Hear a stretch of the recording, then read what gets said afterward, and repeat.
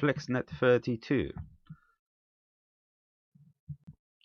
It's a AX25 stack with a few built-in drivers to connect to various devices like a serial port, TNC, an AX UDP driver as well to connect to other packet radio stations via Ethernet.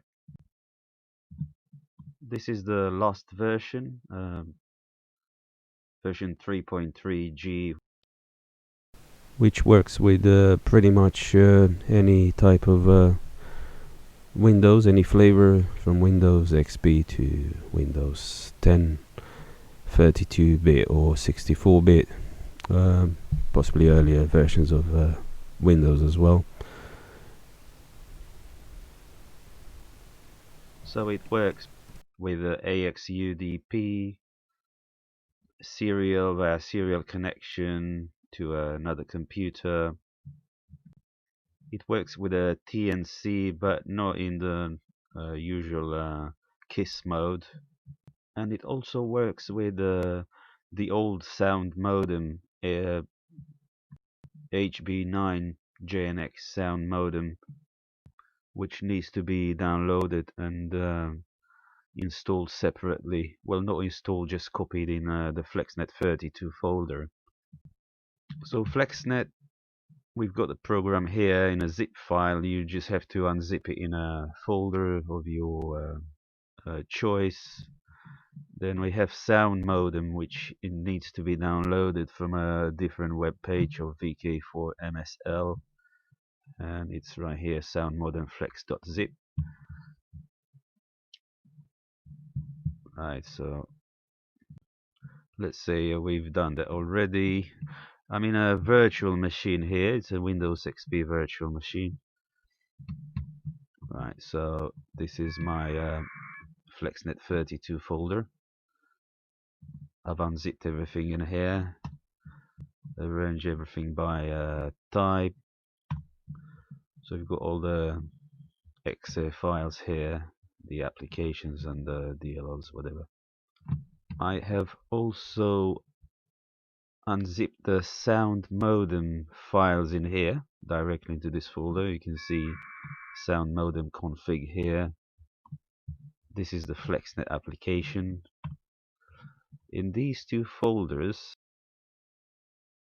if you want to do AX25 over TCP/IP, which I'm not going to cover in this video, you have to install this network virtual adapter. Basically, if you want to do AX25 over TCP/IP, TCP/IP over AX25, it has to be done via a virtual adapter. That's how TCP/IP over AX25 works in Windows. I believe in Linux as well.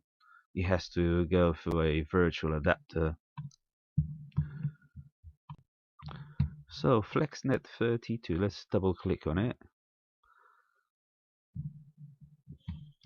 Okay, is it? No, let's try it once again. So this is the control center of FlexNet32. This controls all the AX25 aspects and also the drivers. Keeps going out of focus now. Okay, so let's have a quick look at the parameters, which are the parameters of the drivers, basically drivers parameters. Let's have a quick look. Okay, so we have 15 possible drivers here. As you can see, I've already set up, and they call channels.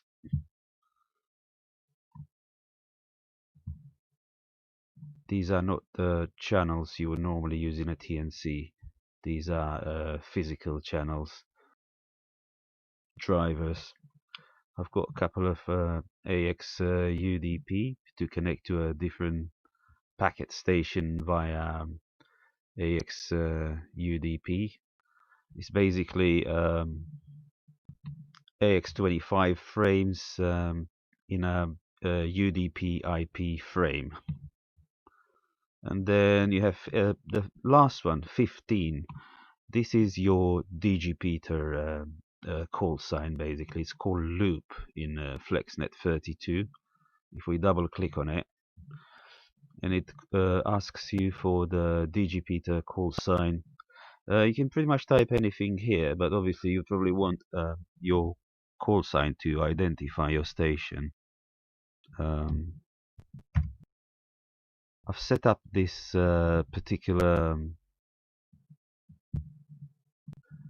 station with an experimental call sign. It's actually one of my kids' call sign, M6 OPU,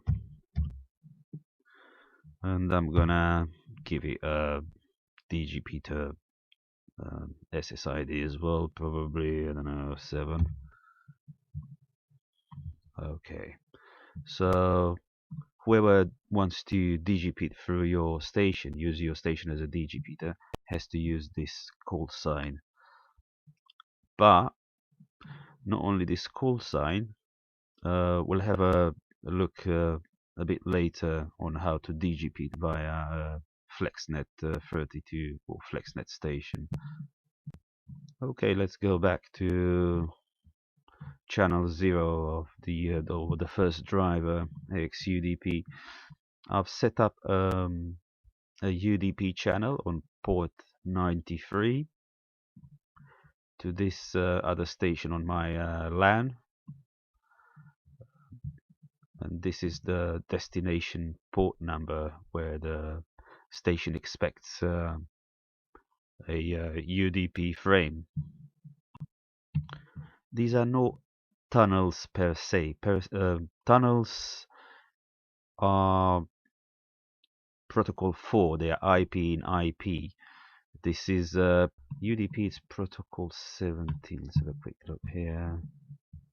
Right, that's the one. There is a bit of a confusion in, between tunnels and AX25 UDP tunnels. They're not actually tunnels, they're just AX25 frames placed into UDP frames. As you can see, UDP is port, protocol 17, IP in IP is protocol number 4, and AX25 is protocol 93. There is a marker in the IP frames which indicates what protocol is used. Okay, there was also the TCP/IP protocol, which is the TCP actually. One sec. Right, it's up here, protocol 6. So I'm not an expert in TCP/IP protocols or IP protocols. Just having a look through, clear a bit of the confusion. Okay, channel 1, which is the second driver, I've got another connection. This is on a different port, 94. Okay, and here we can set up a SoundModem on channel 2. Let's have a quick look at that. We need to go to SoundModem config to do that. Okay, this is the SoundModem configurator. Let's see, new configuration, then we can give you a name. I don't know. Just test. Right. Gonna out of focus again. Okay, so double clicked on the configuration here, and it gives us the options. It's a sound card mode. The driver here, well, you know that if you've only got one sound card, you just leave primary. If you've got a few, just select your one here. This is the input. Again, if you only got one, just leave that one. It's audio out and audio in, basically. And the PTT port here, you can select whatever PTT port you've got. Channel access. This is the AX25 parameters basically.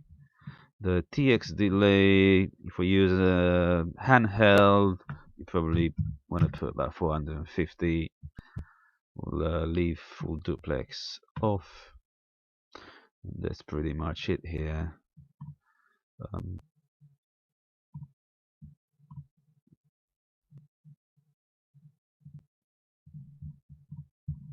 Okay. We need to set up a channel as well here. Double click on that. The modulator, which is AFSK, 1200 bits, and the demodulator is an AFSK as well, 1200 bits, and these are the bell tones, and this is the speed basically, the usual VHF packet radio speed and tones. Another menu has appeared here, diagnostics. We can we have got a scope here. We've got a PTT button.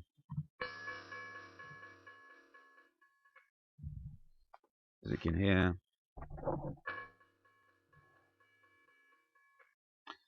Okay. To check our frames. Well, there we got a spectrum as well.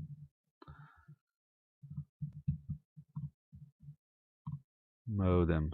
Oh, okay, that's interesting. You can see all the bits there and packets as well at the top here. It's quite interesting. We don't want to do that. Password. We don't want to see all the garbage coming. We don't want all the garbage coming through basically, unless we want to diagnose something.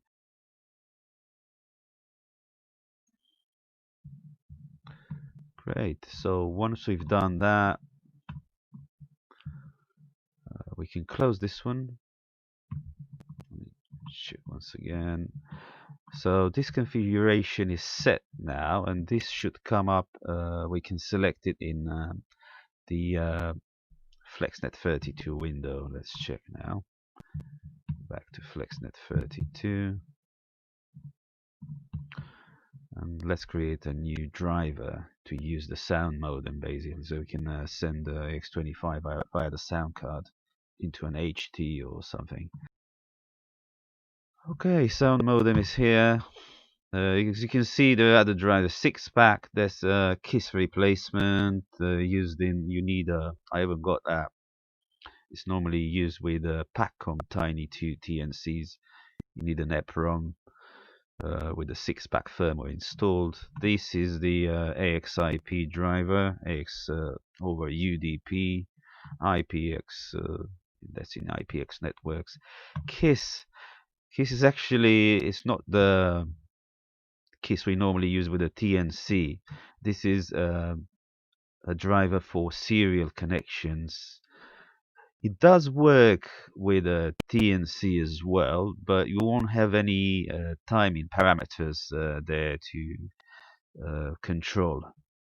It works, but it doesn't. At least I've tested it here between two laptops connected to two HTs. It works fine. Even TCP/IP over AX25 works, but again, you won't have any TX delay to play with. Nothing. This is built for basically get a serial cable and connect to a null modem probably, and connect two computers with FlexNet32 installed on them. That's for, I don't know, PR430 is probably a modem which I've never used. PR430 is a TNC and the transceiver, UHF transceiver. It's got a little aerial connected there, as you can see.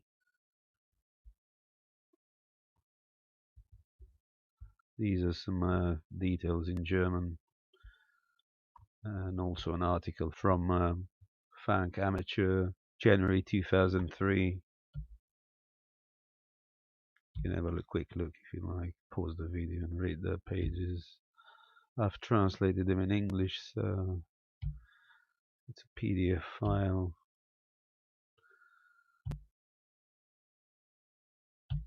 Alright, so there you go. That's PR430. And this is SoundModem we were interested in. Let's double click that. Okay, so we've got it here. Let's double click and we have to select that configuration we created last time. Press OK. As you can see now, TX delay is 450 milliseconds, baud rate 1200, AFSK. Okay, so yeah, let's have a look at that KISS as well. Now we create a fourth driver here. So KISS, as I said, is for serial connections. Port, well, I'm just going to select it random. I'm not going to use that on this in this virtual machine.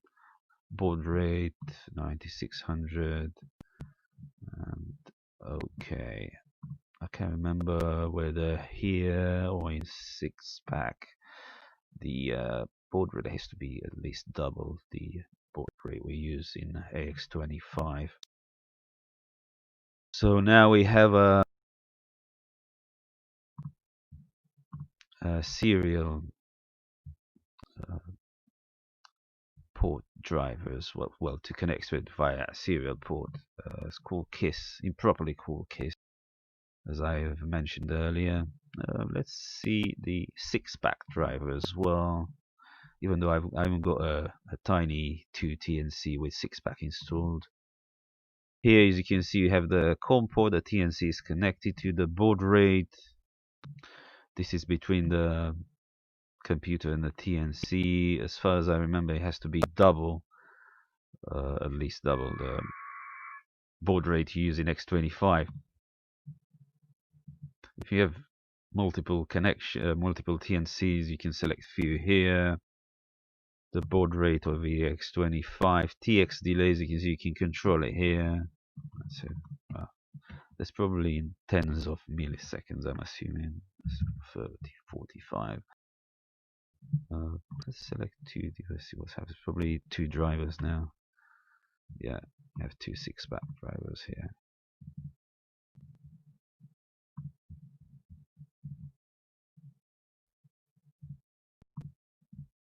Yeah, again, you can select. Okay.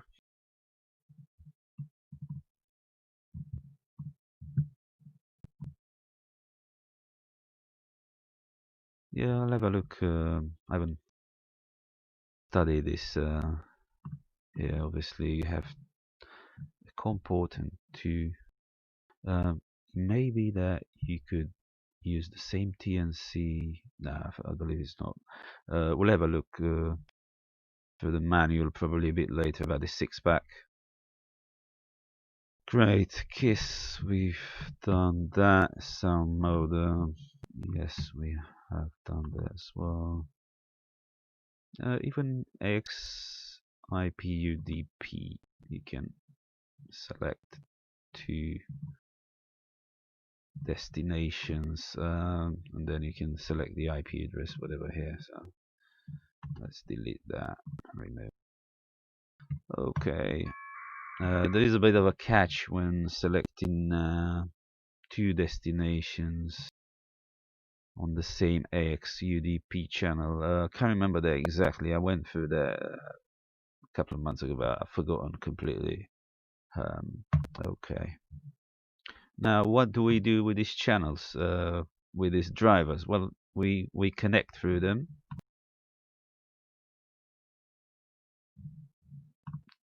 Well, for that we have to install a packet program, the one that works natively with this FlexNet. It's Paxson, which I've already installed here. It should be here, Paxson. That's the download link. That was the FlexNet32. That's the SoundModem. Okay, so we've downloaded it and installed it, and it's here. Let's double click on it. Here, as you can see, I've already let's try and clear that. Clear that window. Okay. Yeah. Let's go to, well, Paxton. As you can see, we've got 8 channels here. We can connect via to various stations at the same time. Maximum 8 stations. We also have a monitor channel here as well for monitoring AX25. Let's go to settings. Here I've already set up the call sign and the SSIDs, sorry. So that's the call sign, and these are the SSIDs you want the station to be able to get a connection into, or an output connections originating from these call signs, SSIDs, sorry, M0, M6OPU0, M6OPU6 or 7. Channels, this is the maximum number of channels we looked here. Lines, these are the number of lines you have you can display on in the window there. Local echo, accept, connect or reject, whatever. Devices, here you can click add, and then you can select the FlexNet, which is already installed and running. Okay, let's say we've already selected that, and it's gonna come up with this list here and status of that FlexNet, which is, and you can see here the channels which are available on FlexNet.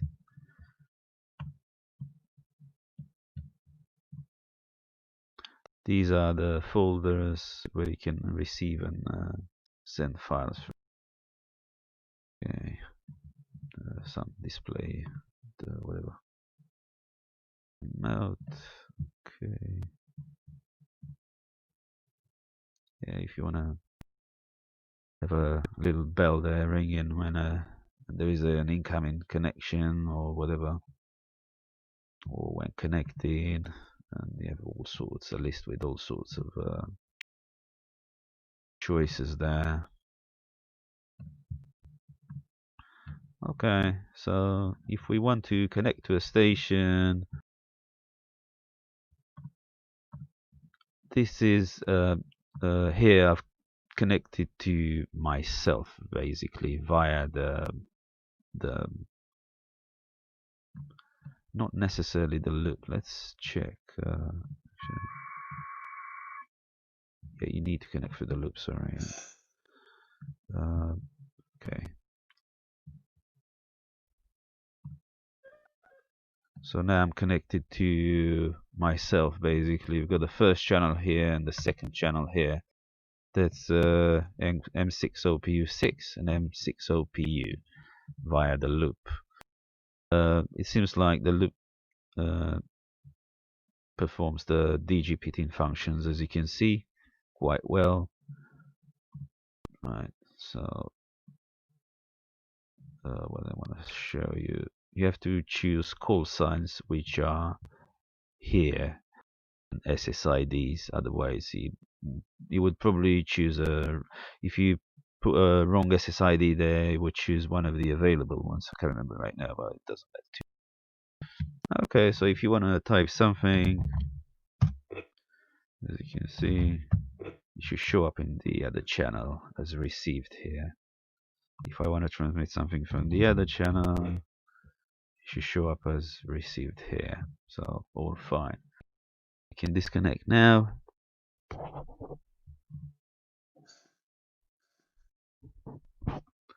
You could hear a couple of disconnects there. Right, so what else is there? AX25 routes. Here you can set up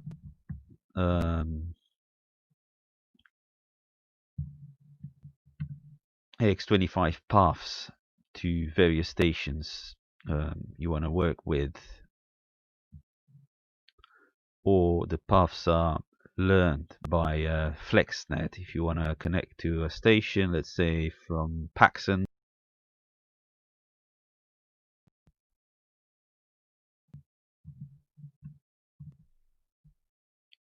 and the station has connected, the route will be written here. As you can see, this is learned, and these are entered manually, these by me. So if you wanna, if you know a route and you wanna a path you wanna add here, you put a call sign there. I don't know, 1h03 KWF. Via here, you have to put the channel or the driver, the channel number here. Let's say you want to connect via the SoundModem, which is channel 2. You put 2 spacebar, and then you can put other digipeaters like I don't know,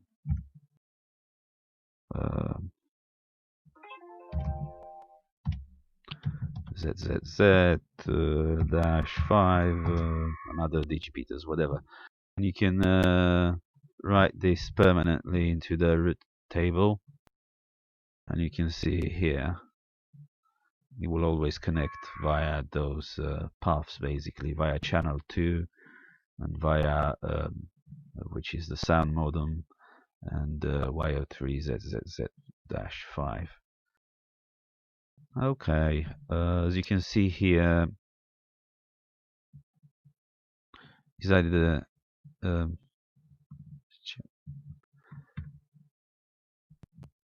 the digipeater via the channel 2 as well. This is a manual route set by me via channel 1 to Y03 FCA station, which is a station on my laptop. That's a AXUDP channel. M0 IP set by me as well. That's via, you can see there's no channel here. This means channel 0, which is the top one here. M6OPU7 and M6OPU. This is the these are paths learned when I connected to myself via the in Paxson. Okay, so what else is there? We're done with that. We can close it. Right. X20Y3 view, that's a good one as well. You can see all the stations you could see here in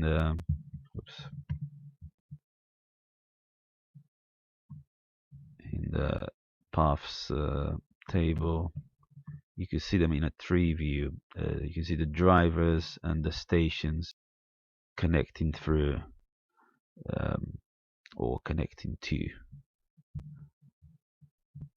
You can see the one here we've set up, SoundModem via Y03ZZZ to Y03 KWF. So here you can move all these stations if you wish. You can move them to a different driver, whatever. It's very easy. We can just delete that. Kill.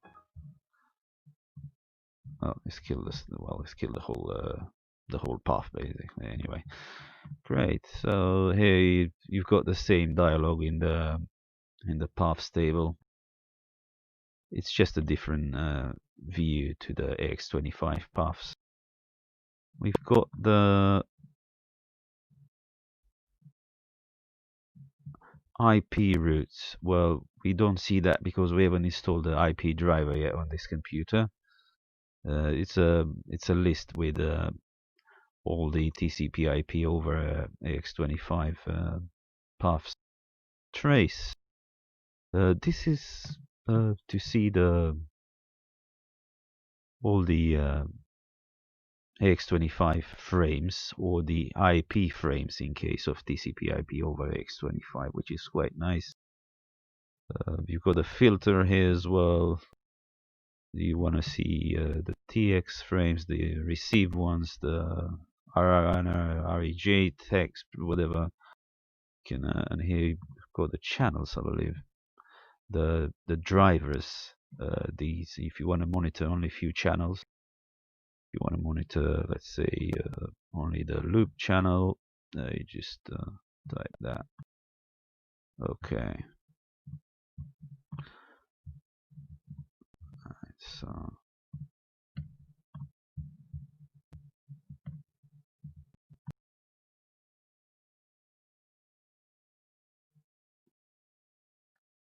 in order to demonstrate connections via FlexNet, I've set up 3 stations.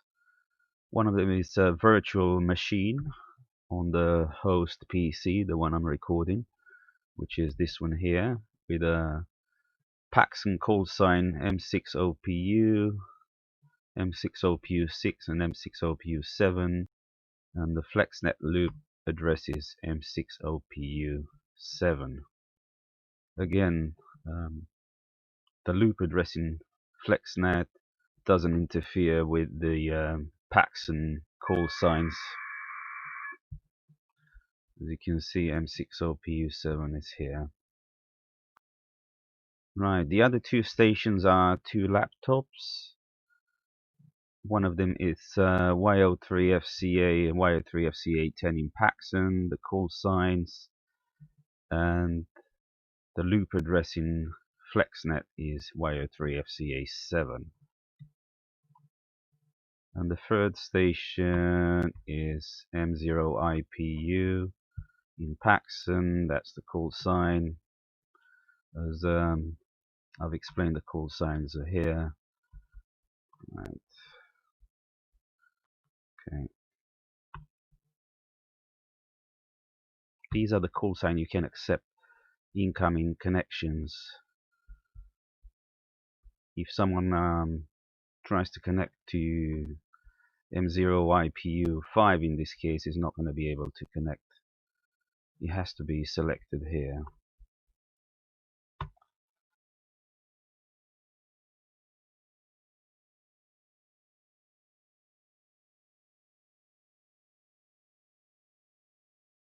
Okay, so as I said, 3 stations, M0IPU, which is a laptop, Y03FC, a laptop as well, and M60PU, a virtual machine on the host computer.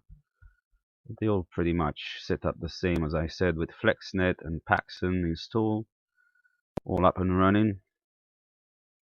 Okay, let's start with self connection, let's say, in PAXN. We've got M60PU7 here. So if I want to connect, let's have a look at the settings again. M60PU. The available call signs for incoming connections are 0, which is no SSID, 6 and 7. So if I want to connect to myself, let's say, well, just as for the sake of this tutorial, you see, this is my originating call sign, which could be pretty much anything with pretty much any SSID. I'm selecting the loop here. I'm not concerned about the loop call sign at all, as I said, for the moment. And let's say I'm trying to connect to M60PU9. It's not going to be able to because it's not selected here. Right. So connect via loop address.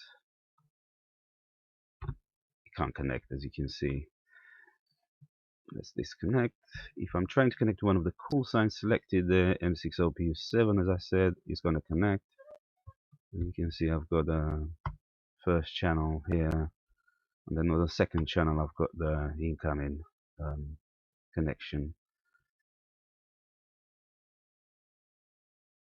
So if I'm trying to send data from one to one straight, just type some stuff there, and should all come up here. As you can see, if I'm trying to send from this one, should come up there. Okay, great. So this is an internal connection. You connect to yourself via the loop address. Now, if I want to connect to a different station, let's say we want to connect to Y03FCA.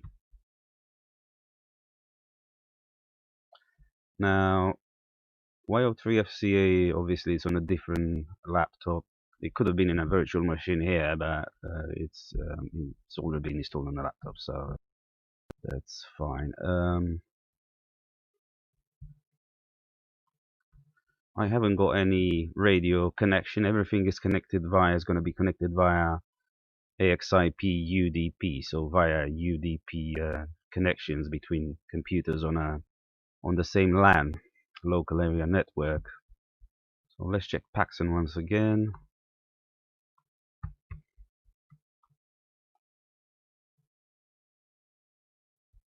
And connections. Right, so I've got Y03FCA via AXIP UDP channel 1 here, as you can see. So in Paxson, Y03FCA, and it's now connected basically. So you can see the connection, could hear the connection.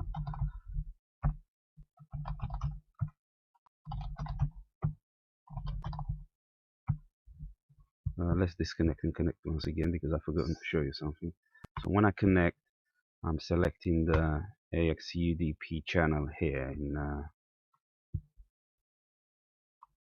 it's this one here, channel 1. You can also see in the AX25 routes here. This is the connection. It's via AXIP UDP channel 1. And was inserted manually, as you can see. Right, so let's connect once again. Type some stuff. I'm just gonna. Okay, if we have a look at the other station, right,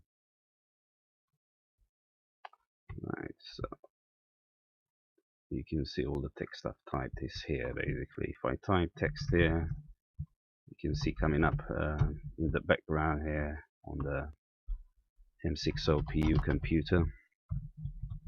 Okay, so let's disconnect now.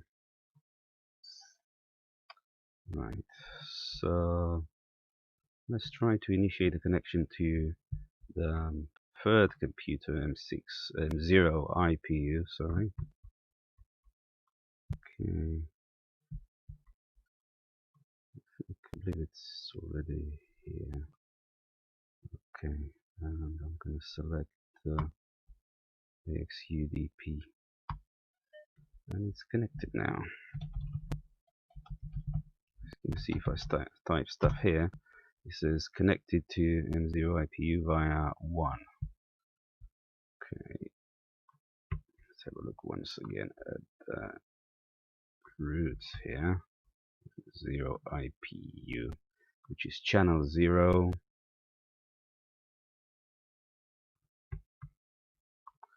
And tree view AXI UDP channel 0. Now I'm not sure of disconnected. I'm going to connect once again. I'm not sure why these are not in order here. Let me have a look. The XUDP channels, one sec. So tools, parameters.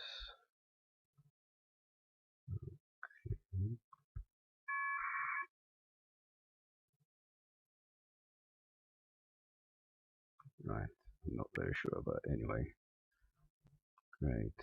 So as you can see, the channel 0 is connected to 192.168.172.134 IP, which is the M0 IPU laptop here.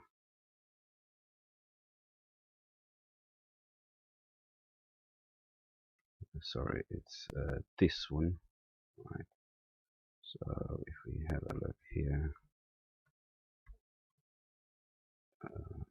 sorry, it's the other one. Yeah, should be this one here.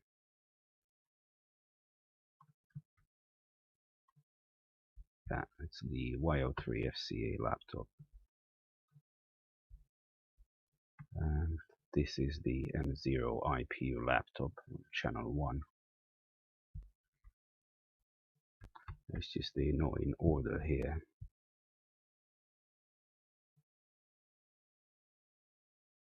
No, they actually are in order. Hold on.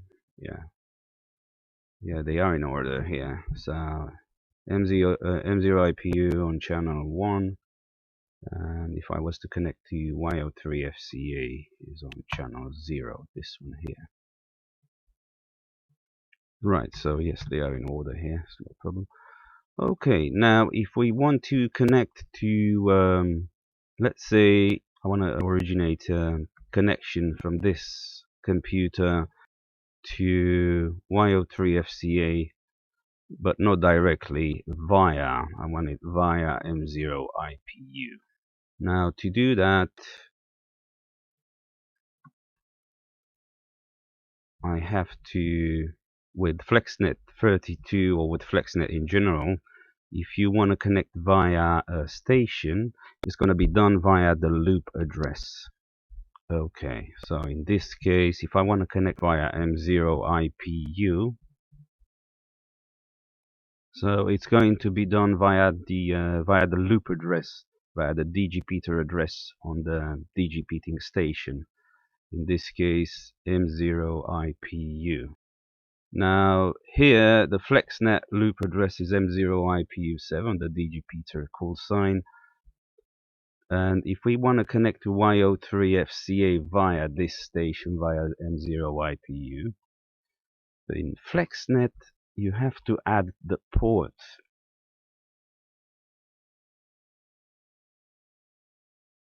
You can't just say connect M6 OPU Y03 FCA via M0 IPU7. You have to add the port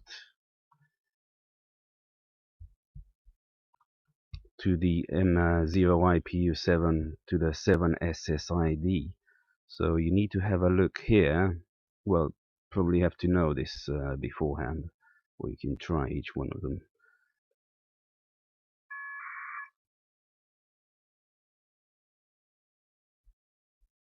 Right, so a sec.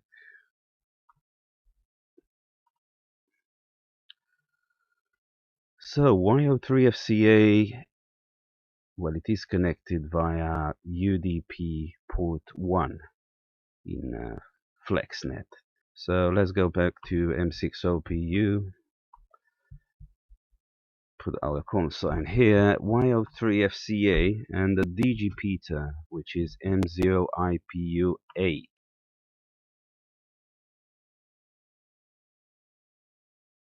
Which is M0 IPU 7 plus the port number, port 1, on that particular station.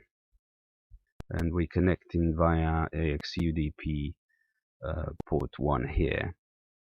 This is where M0 IPU is here on the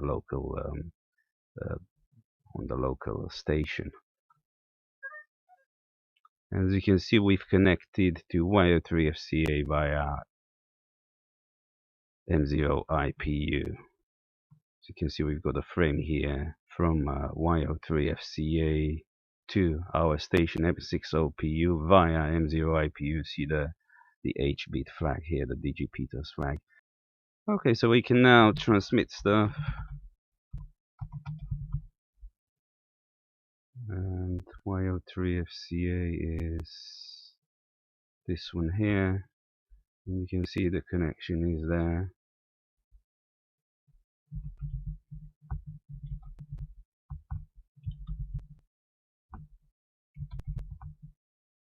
You see it's receiving here M60PU. I'm transmitting from Y03FCA.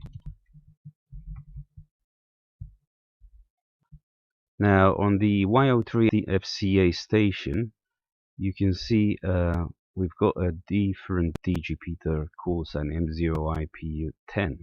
Why is that? Well, that's because on the digipeater machine, which is M0IPU in this case, right, in FlexNet, in the routes table, alright, that's AX25 routes, M60PU comes through port number 3. So Y03FCA sees this connection from M60PU coming through M0IPU7, the loop address, plus that port 3, so which makes 10 in this case on the Y03FCA machine here. This gives us a clue on how to connect back from Y03FCA back to M60PU if we wish so. So if we disconnect now, we want to connect to from Y03FCA to M60PU via M0IPU10. Let's see. Not sure about this UDP port. Let's see if it's the correct one. Yeah, that's done. Okay, so if we transmit stuff from Y03FCA, a few enters now, some gibberish there. As you can see, it's all done. And of course, on the M60PU machine, it comes out as packets come out of the digipeater M0IPU8. Well, I hope you can get your head around this. If you play a bit with Paxson and FlexNet, I'm pretty sure you can figure out how this works. But I hope I've covered pretty much everything here up to this level. I also wanted to show you this little program in the FlexNet32 folder called FlexTalk here. If you double click on it, it asks you for your call sign, which in this case is M0IPU. Let's see. So that's your call sign, not the call sign you want to connect to, basically. Now, with this little program, it can establish connection to a different computer, basically. Connections, connect. Let's try Y03FCA, which is the other laptop.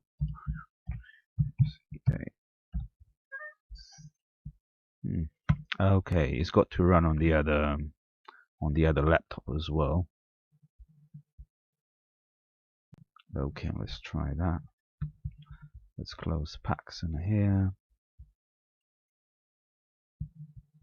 Right, I've opened the folder, FlexNet folder on the Y03FCA laptop. Let's double click FlexTalk here. Okay, let's see now whether it connects to M0IPU. Let's check the AX25 call on the Y03FCA computer. Let's try connect again with M0IPU. Connecting. Okay.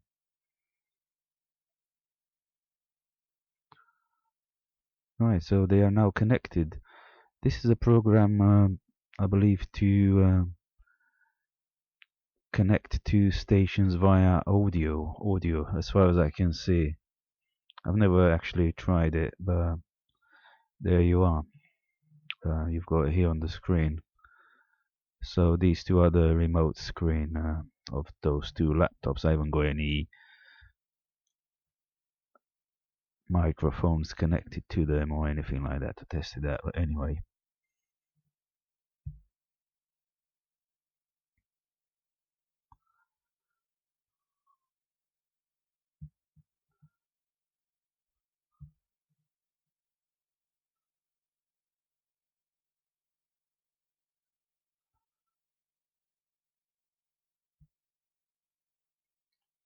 that's pretty much it, I believe. UI frames in FlexNet and PAXN.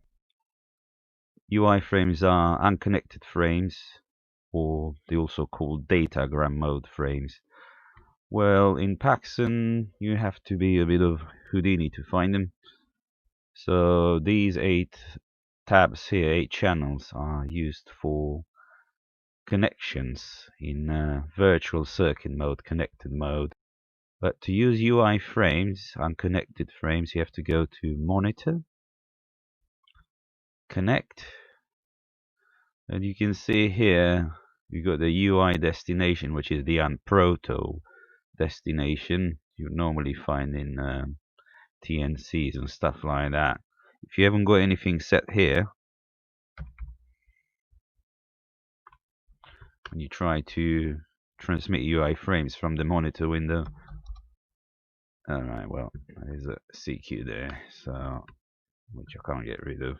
It will tell you anyway. There would be a message popping up saying you've got to set up your unproto address, which is here, UI destinations. You've got to put an unproto address, in this case CQ, and obviously you have to select the port here. I'm selecting UXI, right, that's port 2 or 3, I believe. It's actually port 3, as you can see here. I've actually forgotten to tell you about the port number. You see here, not that one, the one in red, it says 002. This is the port you actually on, which is, I repeat, is the one here. Right, it's this port here.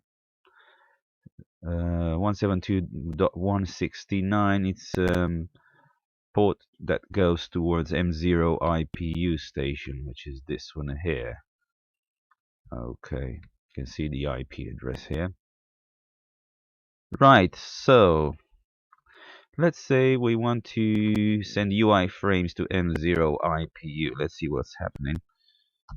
0 IPU. We know it's on port 2. Right, so we start sending UI frames. They send them via M6 OPU, which we don't want.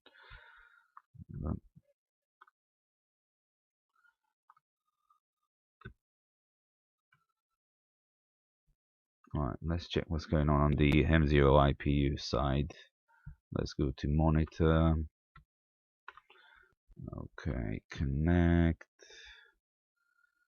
Okay, let's see. Right, so for M0 IPU, if I'm sending UI frames towards Y03FCA,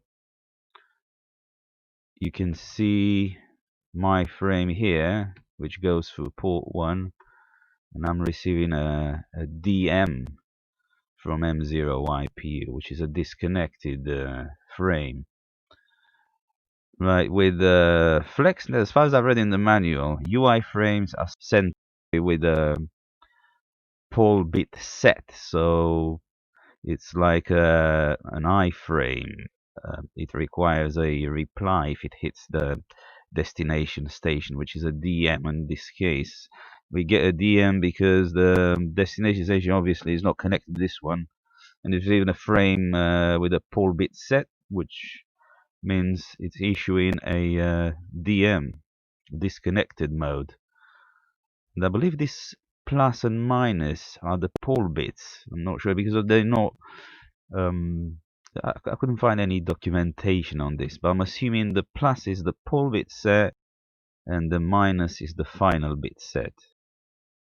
It's just an assumption. I'll probably have to dig a bit more into this. Okay, so now let's go back to Y03FCA. We feel where now here it's sending via M6OPU. I'm not sure where is that, to be honest with you. Let's check. Maybe it's this port here. Let's check.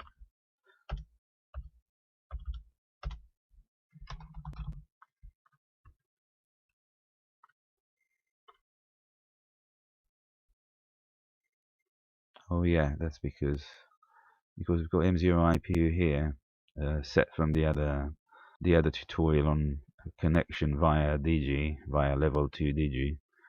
We've got it like that, so okay.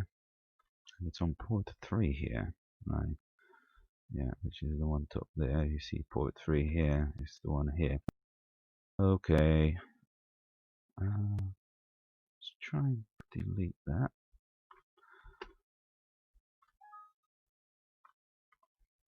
Let's try a pen. IPU. Okay. Let's try now. Yeah, now it's sending the frames directly to to M0 IPU. As you can see, there is no more DJ in the path there.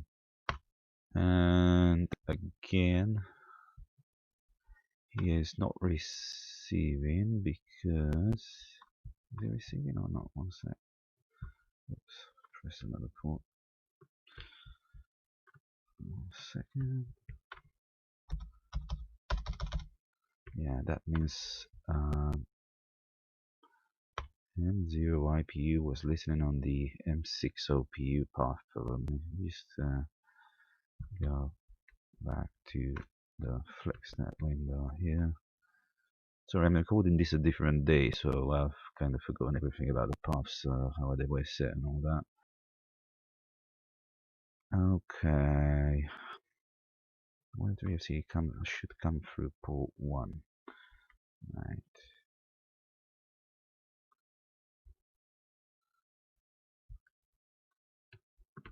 And here, port 2 it should be actually. So, IPU. What's that? That's port 3, sorry. Port 2. Alright, yeah, that was because M0 IPU was set here.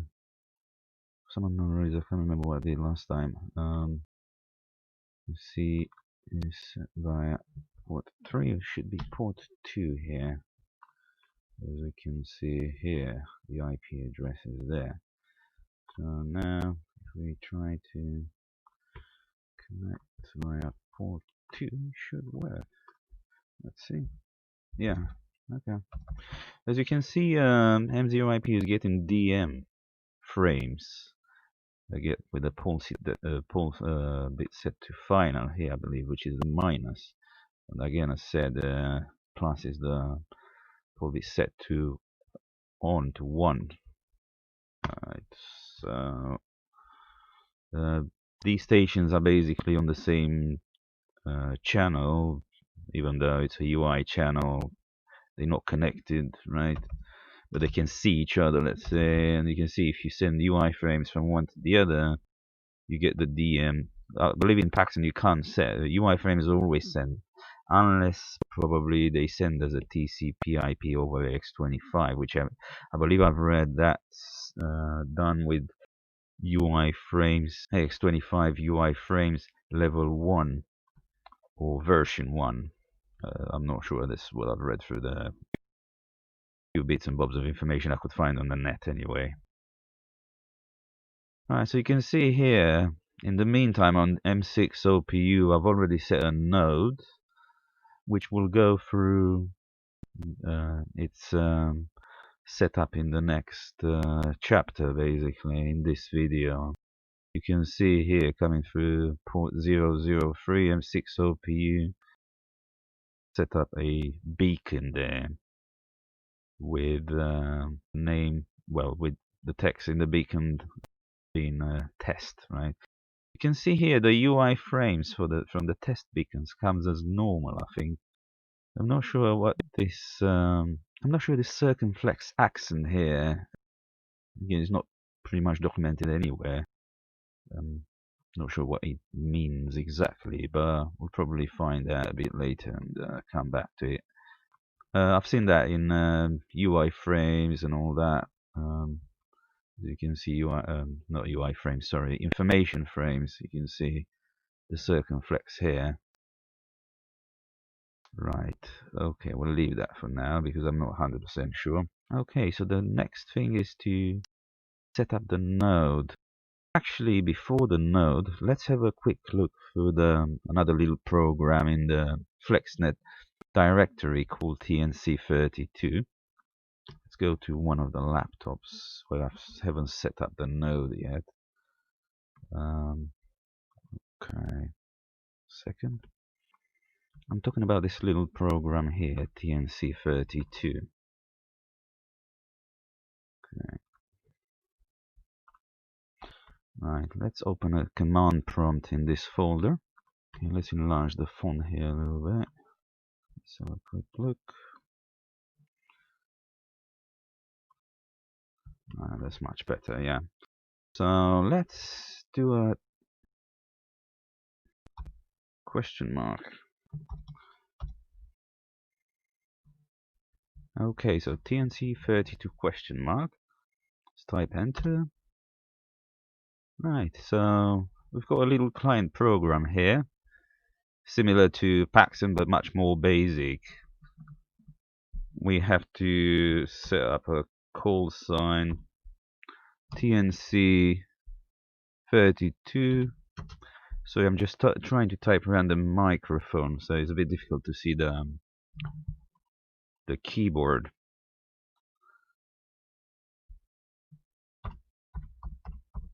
Call sign, as I'm on M0 computer. Streams, let's say 4 streams, 4 channels. The ones we normally connect through, like we have in Paxson. In Paxson we have 8. Here we can set 4. And the buffer size in kilobytes, which is 4, let's say. There's a web page actually telling you how to use this. Is actually where I found the info. It's quite useful.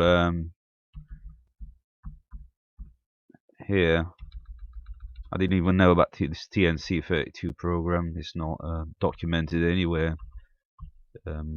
Right. Okay. Where we're here. Just type enter. Don't type Control C anywhere while you're in this little program, because it will go back to the command prompt in the Windows command. And I'm not sure how to actually go back into that. If you type TNC32 again, you'll open another instance. So I'm not sure how you can actually go back into the previous instance. Maybe the people who used to work in DOS know a bit better. So here we can type escape and H from help. Okay. Now if we are in M0IP, if we want to connect to the other computer, Y03FCA, we type C. Y03FCA and the channel number, as far as I've tested out, which is 1 in this case. Not the channel number in TNC32, but the channel number in FlexNet here. This one here. Given the roots are set as well, which they are. Okay, so type enter. I believe we are connected now. I'm not sure. Let's check the other station. No, we are not actually. Hold on. Yeah, I'm now connected. Not sure what happened there. I didn't have a command prompt. That's why probably I was in some sort of not conversation mode, but anyway. So I had to have this command prompt obviously and type C Y03FCA and then the channel number here in FlexNet. Alright, we see the roots here. Cool. Okay, so we can probably now type stuff with in conversation mode. Let's just check the other side. Novo. I just sort of, as you can see, I'm connected here. This hello N0 IPU. Right. As you can see on the other side, on the Y03FCA computer, there is a text is now obviously should be the same here. Coming back on this side, let's see. Yeah, text is coming through here. Okay, so let's disconnect now with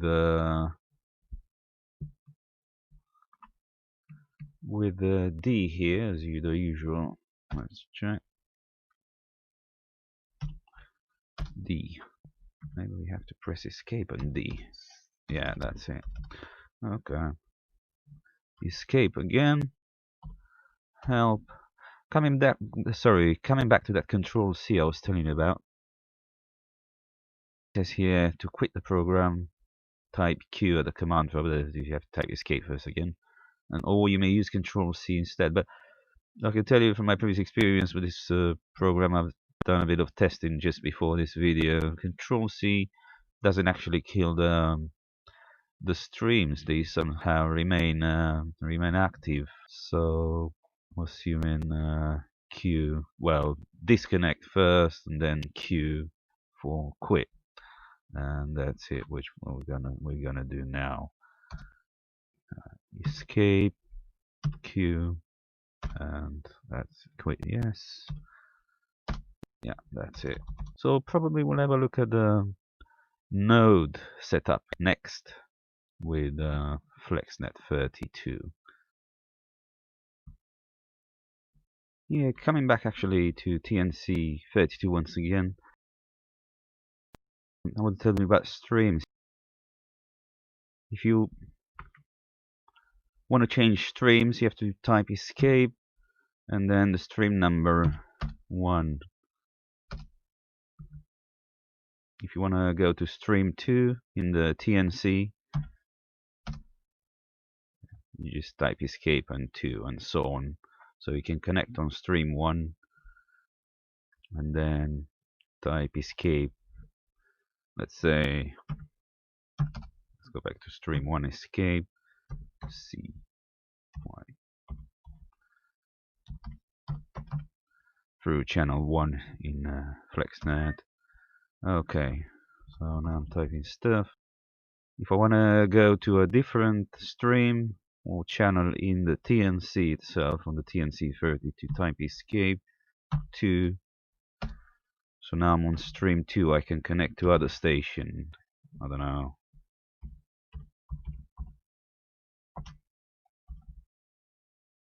Yeah, I've connected to the node actually, which I was telling you about. Fine.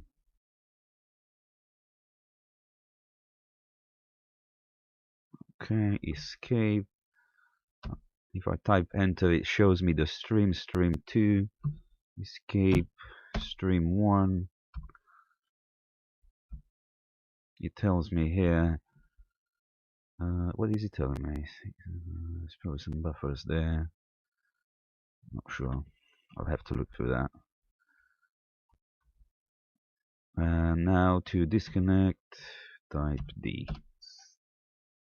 That's it basically.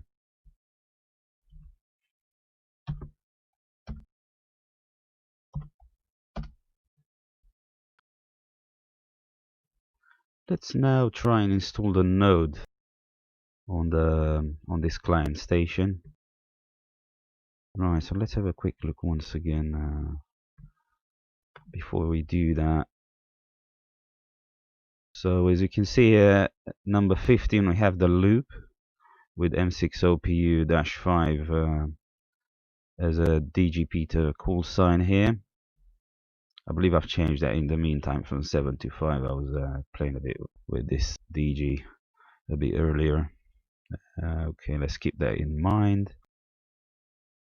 Here we have FlexNet, shutdown FlexNet. We can see the routes here. Now, before we install the node, we need to shut down this control center here. Right, so to install the node, we need to download and copy in the FlexNet32 folder a DLL from this address here at the top.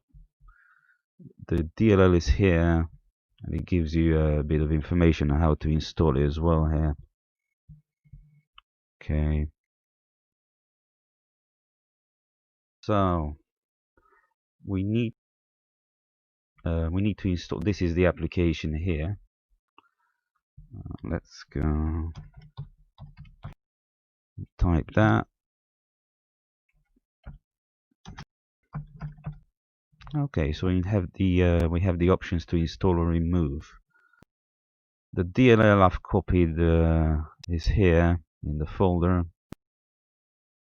Right, so let's install this service now.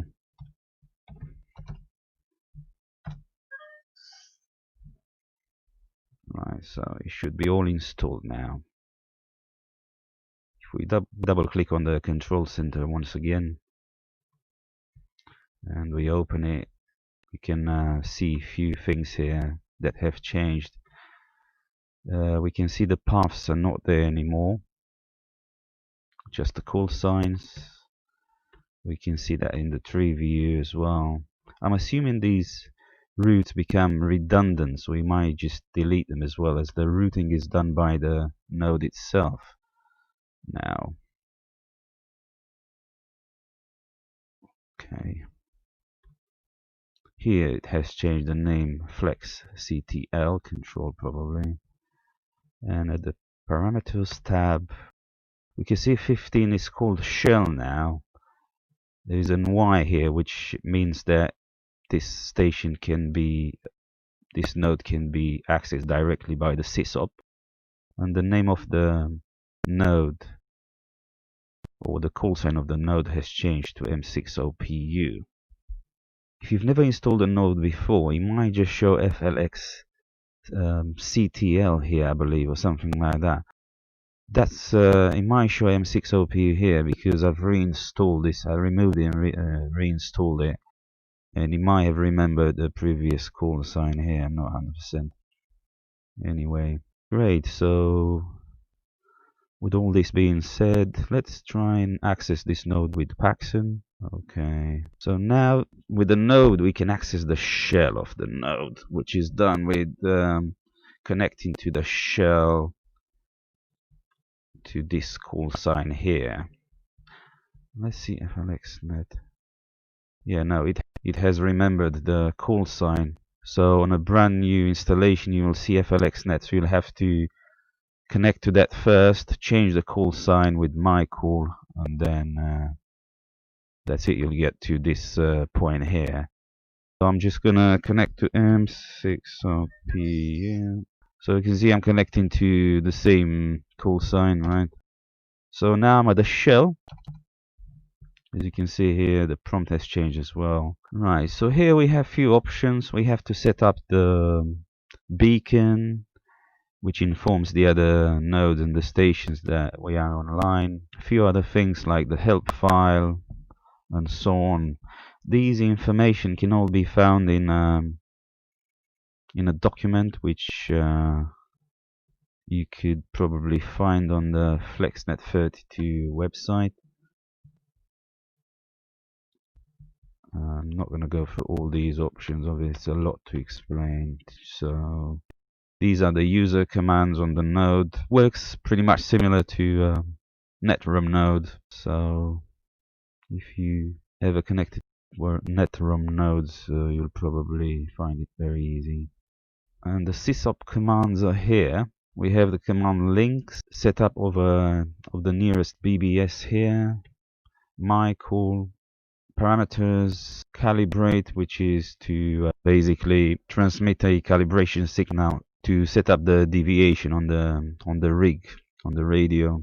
And as you can see here, we'll use write for the moment to write the beacon files and all that. You've got to go through this manual, that's for sure, if you ever want to set up a node like this. So you can see right here, we can write the various files which will be available on this node. Let's write the beacon file with WB.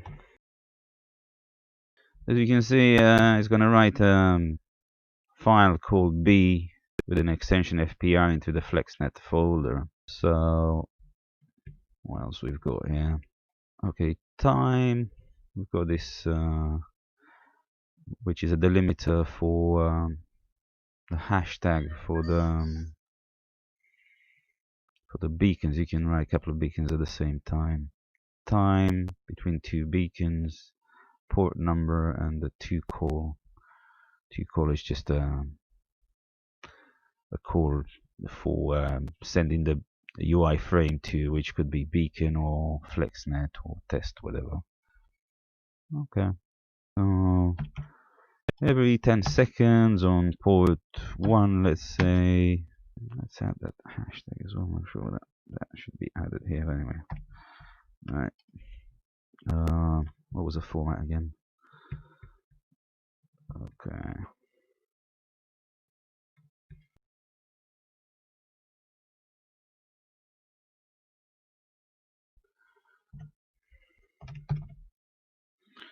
And we can write another beacon on port 0, let's say every 5 minutes, sorry. 0.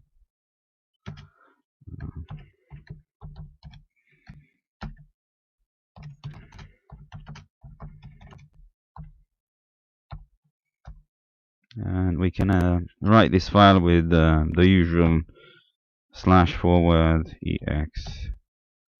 And he says write OK. We can also write the C text, I believe, the connect text.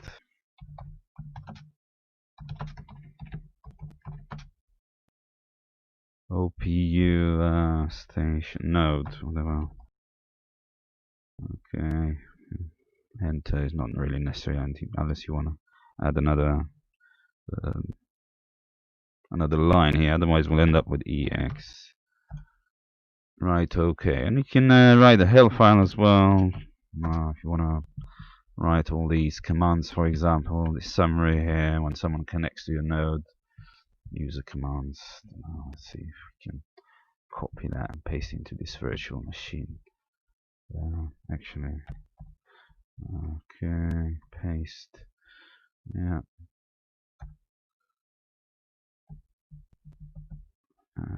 Ex. Okay. Now to access all these commands, you just as a user, you can just type the command itself, which is, in the case of help, is h, and you should get. Oh yeah. Well, it didn't actually get all those.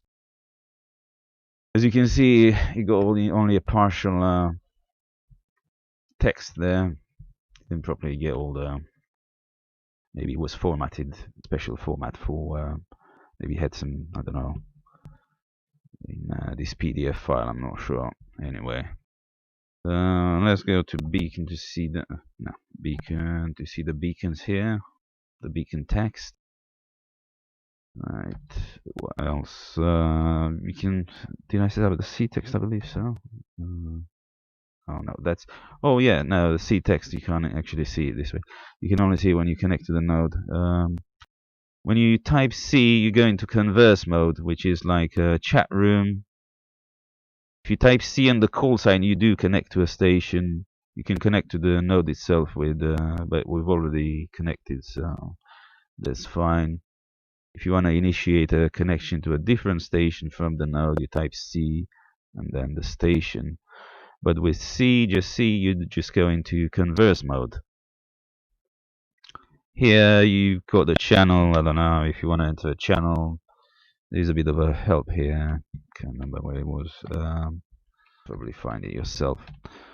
Oh yeah, here.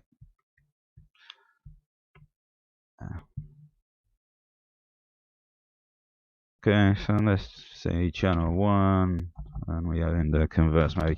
Whoever's on channel 1 and converse 1 on the node, you can chat to this way, and you come out with /w.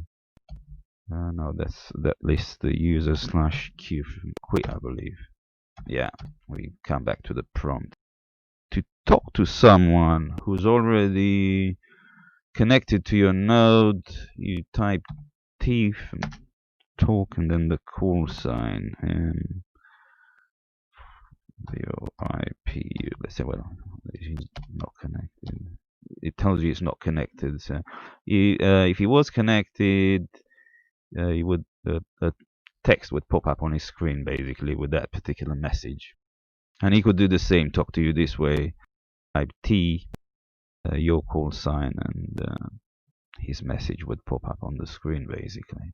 What else? We have to set up the links here to various stations. The node can learn the various paths like the ones we used to set here, but that now they are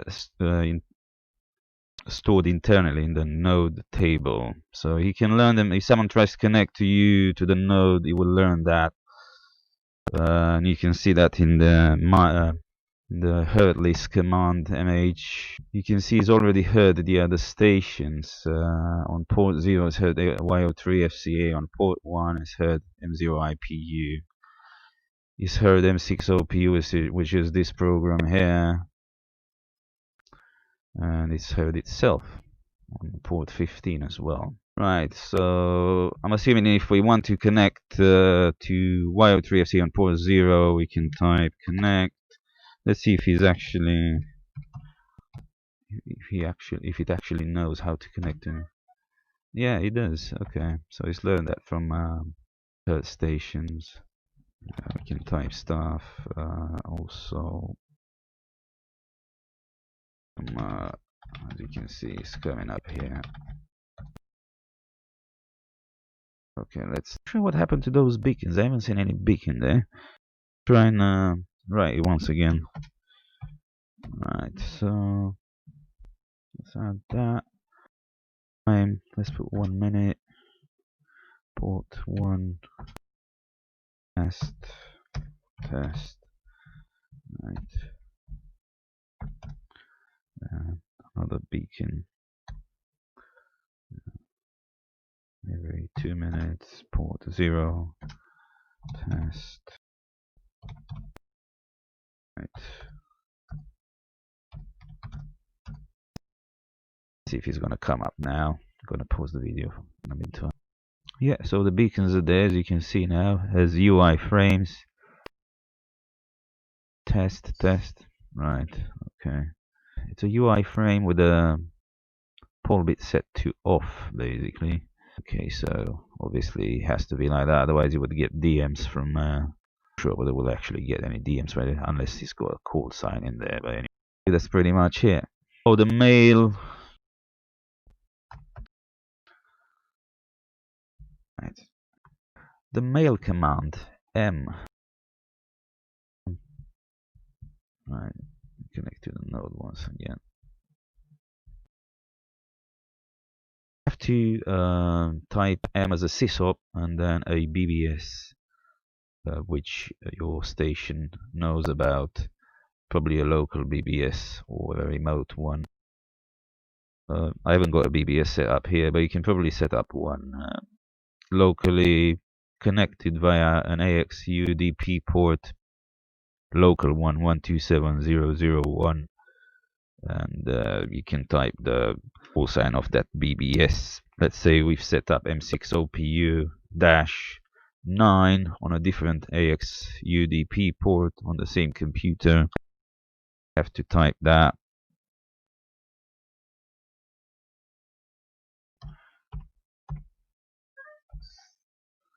And now the BBS is set up to M6OPU-9. So whoever connects to your node, M for mail, your node will connect to this BBS, and obviously you go from there, you read your mail list and all that.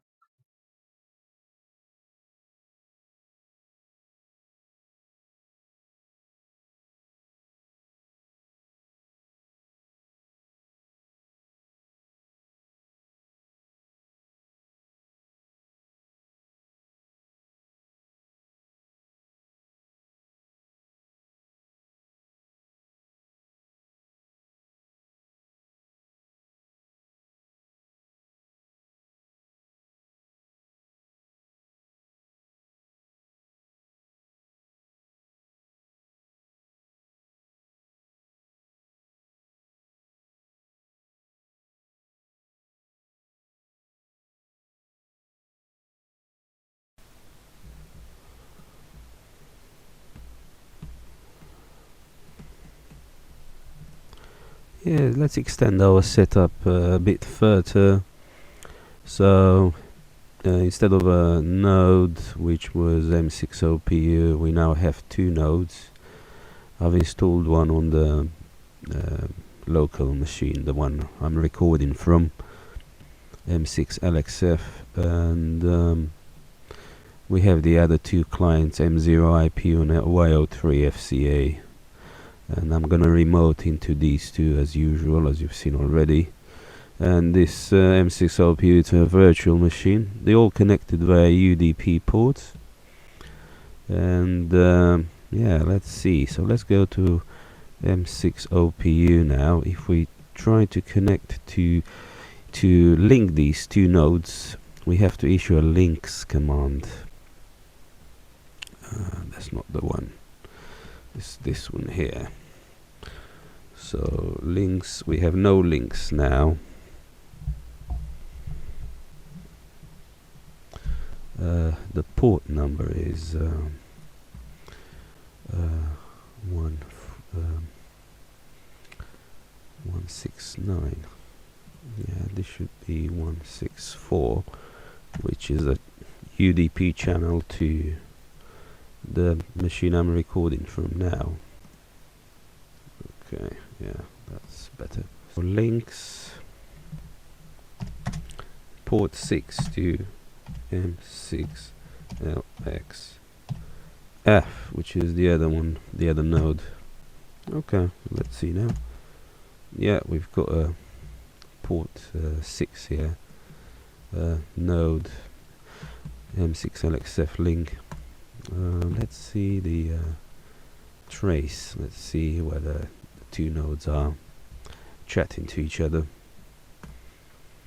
I'm not sure.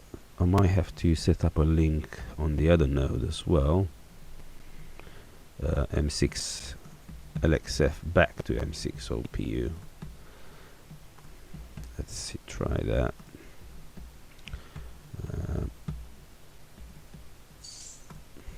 Okay, let's connect to the node here. So that's the M6LXF node, and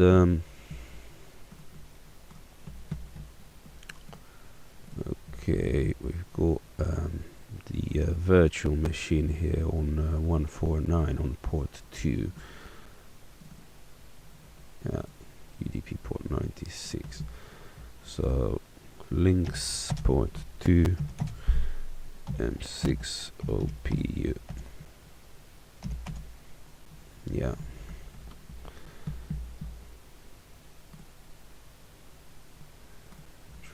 Let's see if there's anything coming up here. Yeah, you can see here on the left and here on the right the nodes communicate to each other now, are communicating to each other now. So it's all fine. Let's see here as well. Yeah, these are basically pings. I'm not sure, I can't remember. I have to read the manual to see whether they contain any other information. Okay, so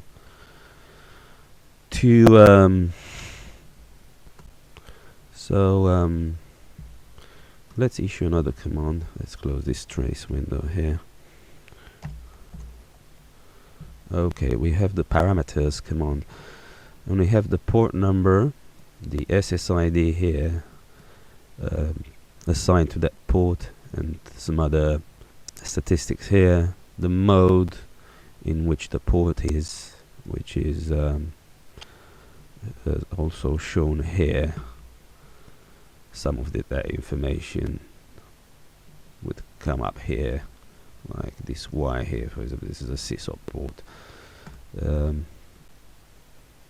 sysop enabled, let's say. You would have M for DAMA, or U for a user port. You can see the Y here, like 1200M, or U here. That's assigned with the mode command. Here are the links, the SSIDs, and the time. I can't remember what that is. It's somewhere in the manual. Anyway, for a user to be able to connect to a node, an SSID has to be assigned to that port, apparently. That's what it says in the manual here. That's the online manual. I found it in the meantime. So only on ports which do have an SSID, everyone is allowed to connect. Okay, so for example, in this case, let's check the connection with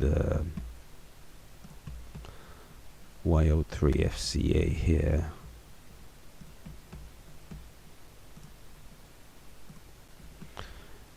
Which is the first port, port 0. We need to assign an SSID to that port. More in the manual, basically. SSIDs on ports are used for routing as well. So here is assigned 0, as you can see, SSID 0 to port 0. Let's remove that with S0 16. Let's see. So it's parameters, not what. So you can see now it's been removed. So let's assign that again, just for the sake of this tutorial. Parameters P S port 0. Sorry, SSID 0 port 0. Let's do that again. So now it's been assigned again here.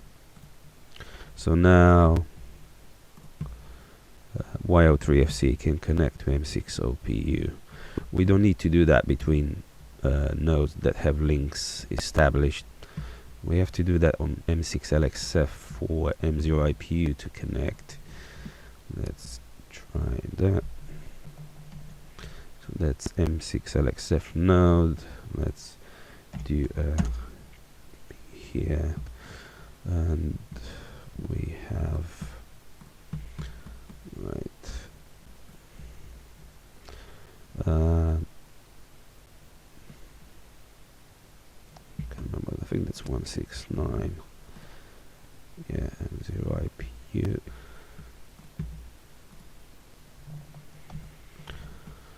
They should stay on top. I'm not sure. Okay.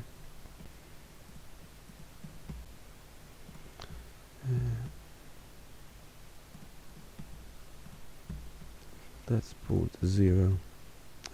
Okay, let's do a power. So we have an SSID 2 for port 0 here. We've assigned that with port SSID parameters SSID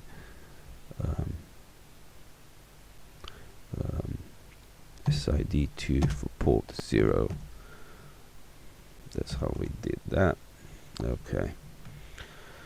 More in the manual for this command. So yeah, now we have all all things established here, we can probably connect from Y03 FCA. Let's try to connect to M60PU, but establish a connection here via port 2, sorry, port 3. Sorry, port 2, I believe. Yeah, let's see. Yeah, it's been established via port 3.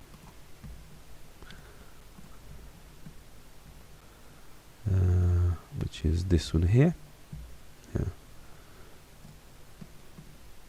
Okay. As a user, we are connected to M60PU now, so we can do the destinations. It only knows of one of that link to M6LXF, basically. Find. We have another command, find.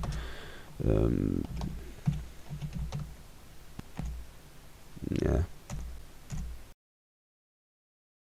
The find command is for yeah, it's that's the destinations command, and that's the find here. It's supposed to look for a state which is in standby on this or another node, and check the other stuff there.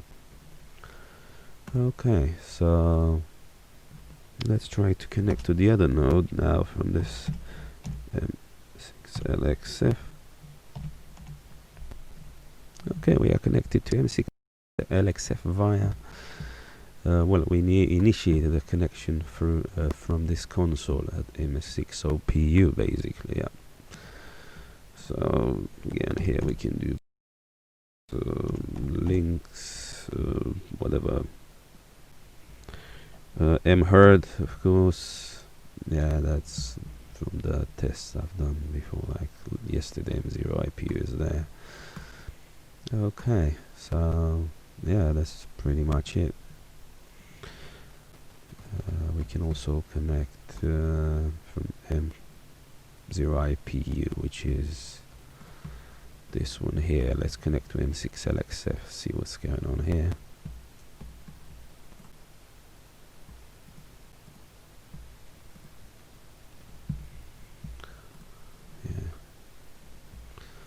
Yeah, that's via port.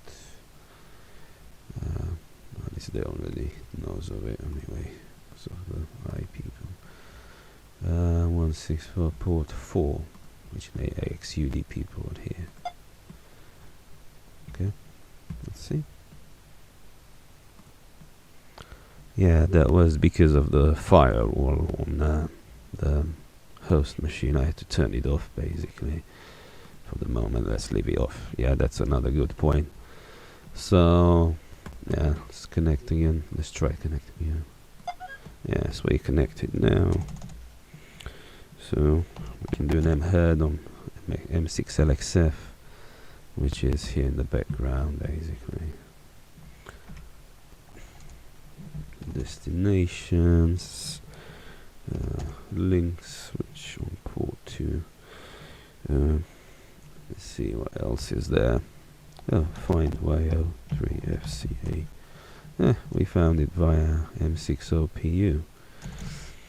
Okay, but that is connected to M6LXF anyway. Via from that. Not sure whether we can actually connect like that. Oh yeah, so we can now chat between M0IPU and Y03 FCA here. You see on this come up here.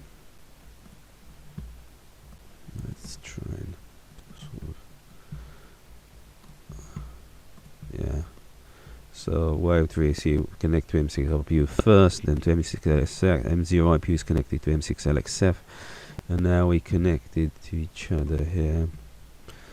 And if you can type stuff, it's coming up. So I think some M0IPU is coming up on Y03 FCA screen. Obviously, and this is on channel 2.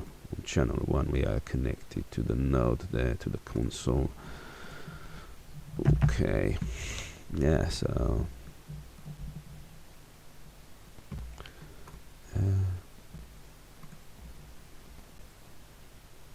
let's disconnect here. Here, if we are connected from a node into another node, we can issue the command Q, which is quit, and we quit from 1h09'49 from M6LXF. We back into M6 OPU with a Q command. We can issue a Q command here to disconnect from this node as well. So we are disconnected completely now. I believe we can also connect via you can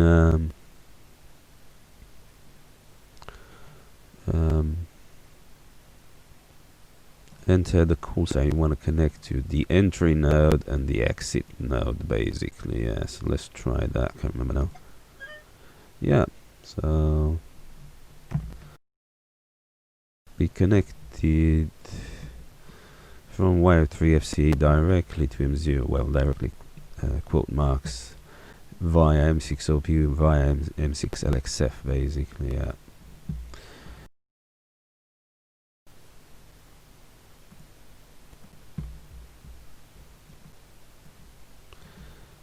So that's oops,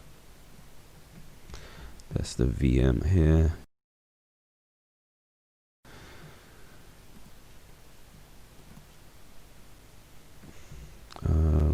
Let's see now.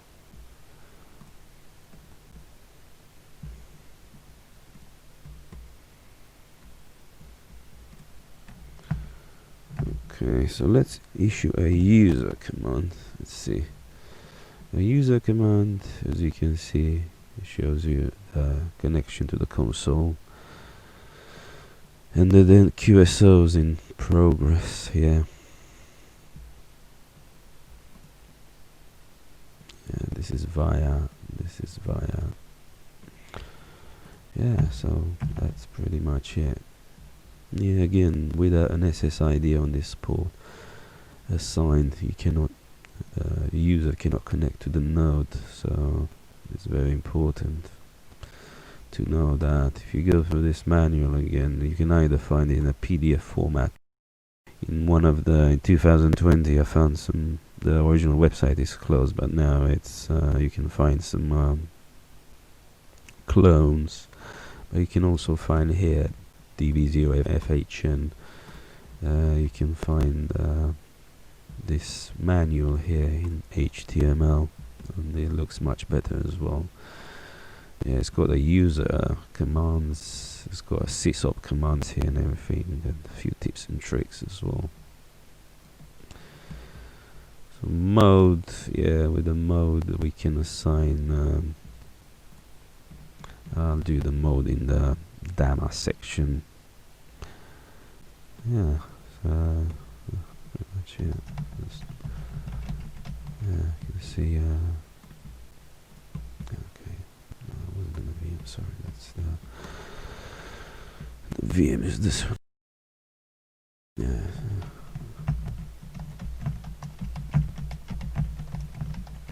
Okay.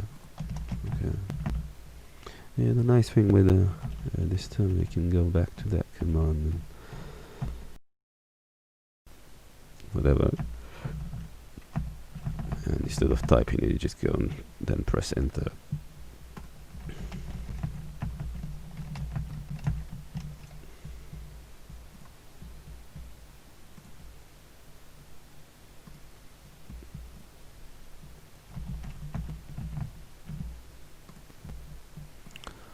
This is the trace here. Yeah, so that's pretty much it about the node section.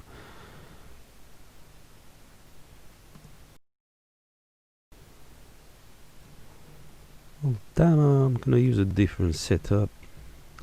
I've eliminated the M6 OPU now. There's just this one here, which is in on the recording computer.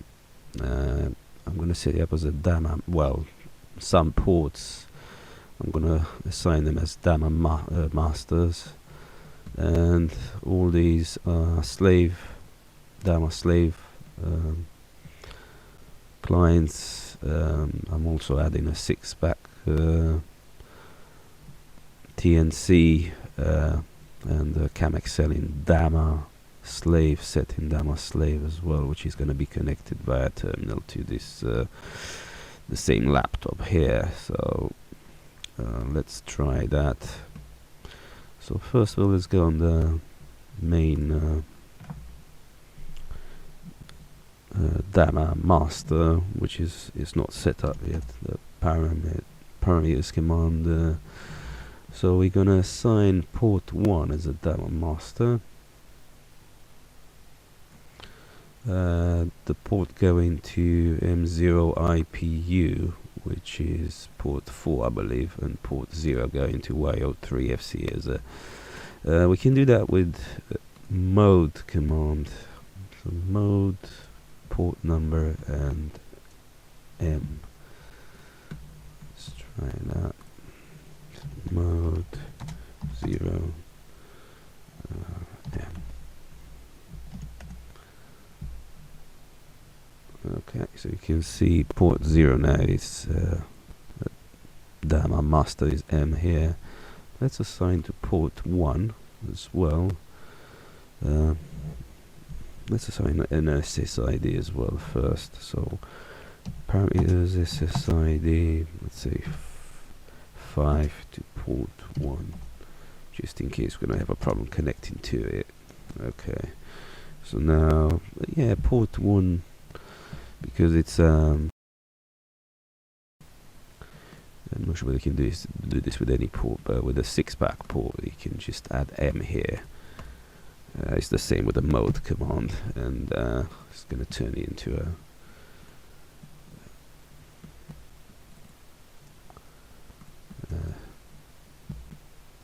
let's see, I've tried that before. It's supposed to turn it into a DAMA master. Okay. No, it doesn't work anymore. It used to be able to work like this. Anyway, let's assign one with mode again. 1.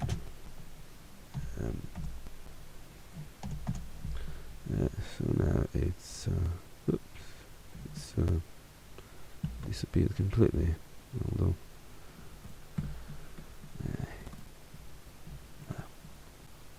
messed it up with it a bit. So it's a DAMA master. Yeah, it says M here. It's fine. Yeah, I should have waited a bit probably. And port 4 as well. 4 master. Yeah, we've got this. We've got this port as a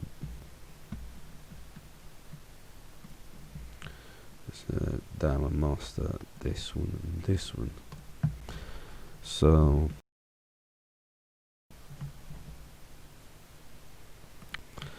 yeah, with DAMA there are a few documents on the internet. There are not many. You have to really look for them to explain what it is and stuff like that. One of them is by N5 PVL. Explains you everything about DAMA and how it works. It's quite useful. And the other one is by WB4APR.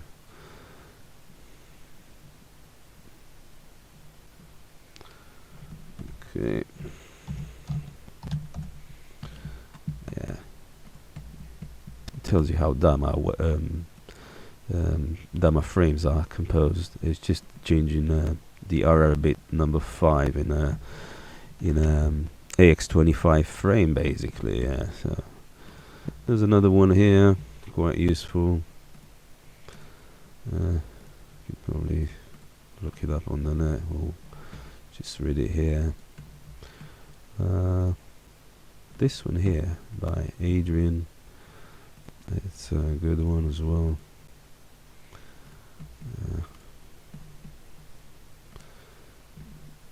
WK5M, again, that's a very good one. There was another one. I've translated this. Yeah, the names there.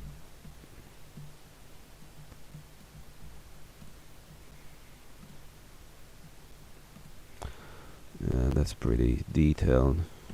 It tells you again the RR bits here and stuff like that.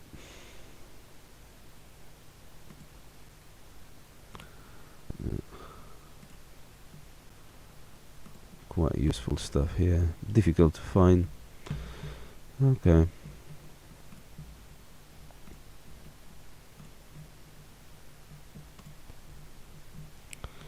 Right, so yeah, let's go to the DAMA slaves now.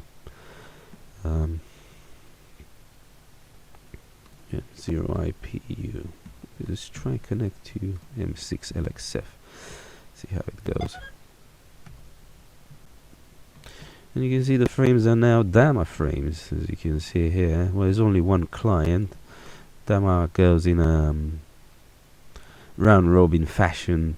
He checks with he pulls every client in turn, and to see whether it's got frames to be sent. And that's how it works, basically. You can't have two stations sending stuff at the same time, which is quite good. So we've got M0 IPU connected in DAMA slave. Let's check the other client.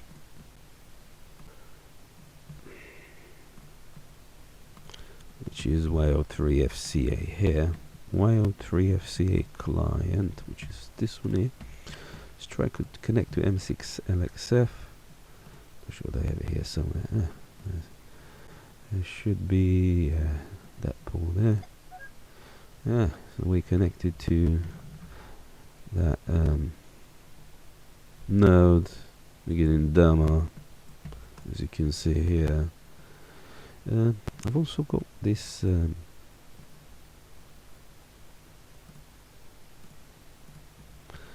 KAM-XL, which is only connected to this client via, well, it's a standalone unit, but we can control it via a serial connection in a terminal.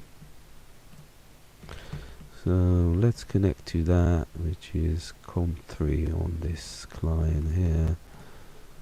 We have the usual problem there.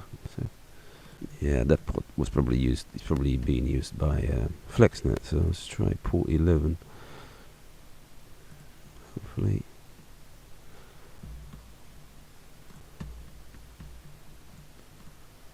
Yeah, we are connected. So my call here is MQ0, just for the sake of it.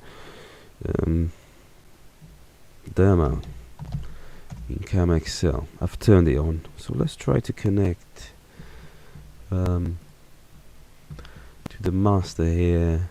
Well, it's an HT connected to this little one, to this KAM-XL.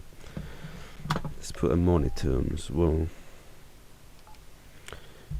Okay, it's in UHF 43 430 something megs. Let's try to connect to this via 6-pack with an HD here as well. Let's do that.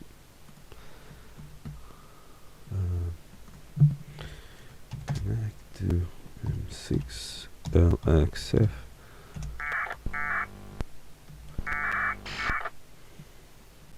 Yeah.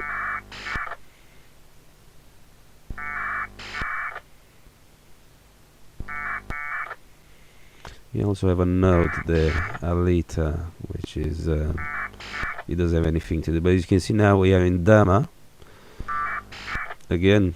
So it doesn't say DAMA here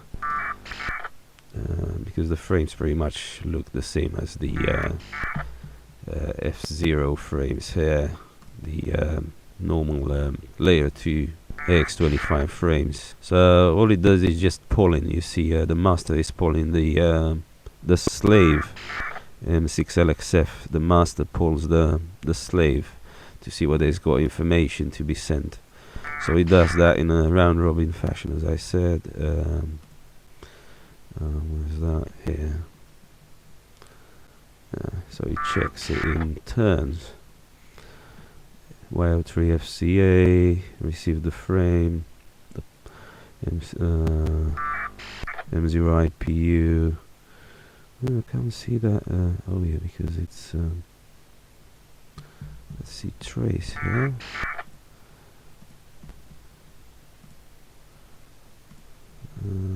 Trace. Okay.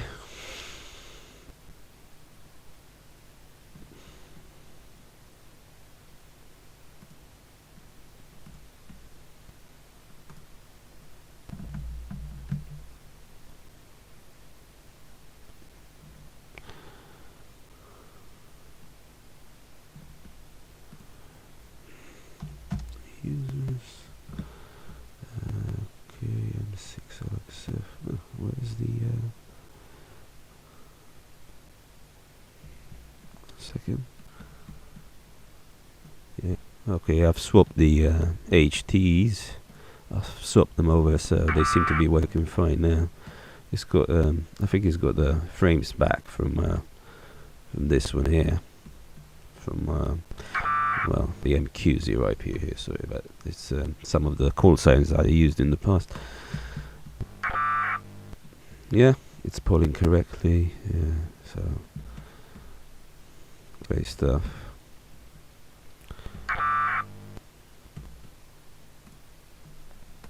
Yeah. Yeah, so where yeah, if I send information, the station is with the one that's trying to send information. It's pulled more often. It's got an algorithm there. You could find it there in the documents I've shown you. So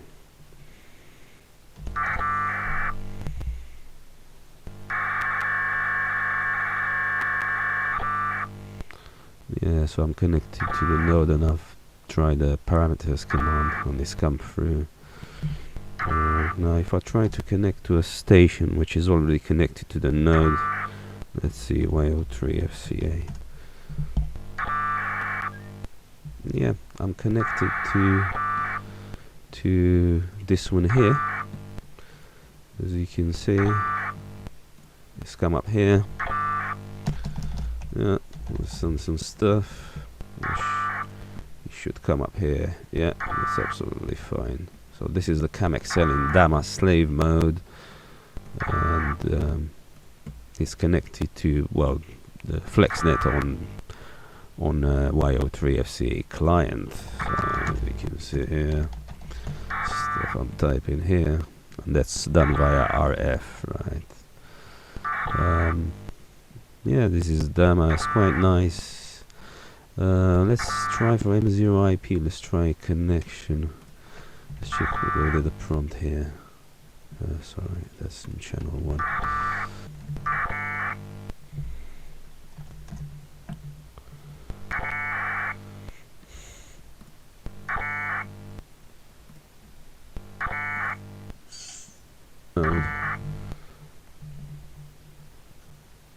Okay. MQ0 IPU. Busy, yeah, we get a busy from MQ0 IPU. Okay. Let's try connect to Y03FCA and down this node. Okay. Yeah. Obviously, these are AX UDP. So it looks like KAM-XL can only do one connection in DAMA. As you can see, it is connected to Y3FCA, and it refused the connection from M0 IPU. Yeah. Okay.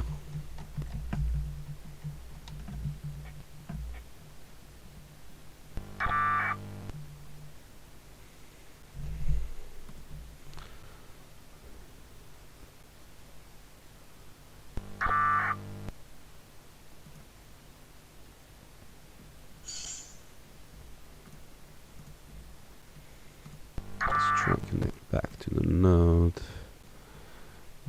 M6 LXF here.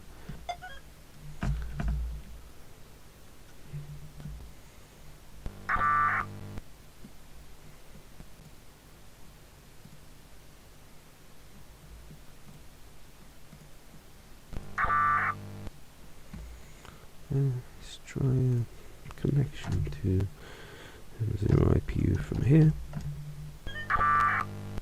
Okay.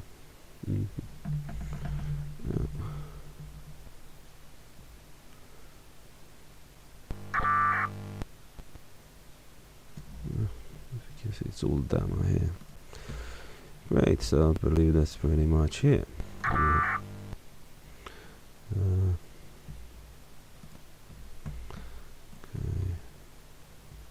See what's going on. Just have some gibberish, see what this. I think I was connected to. Okay. It's been sent, so you can see the DAMA master. It wasn't sent until the DAMA master gave its permission, basically, to be sent until the MQ0 IPU's turn has come. Yeah. Okay, that pretty much concludes the DAMA little tutorial.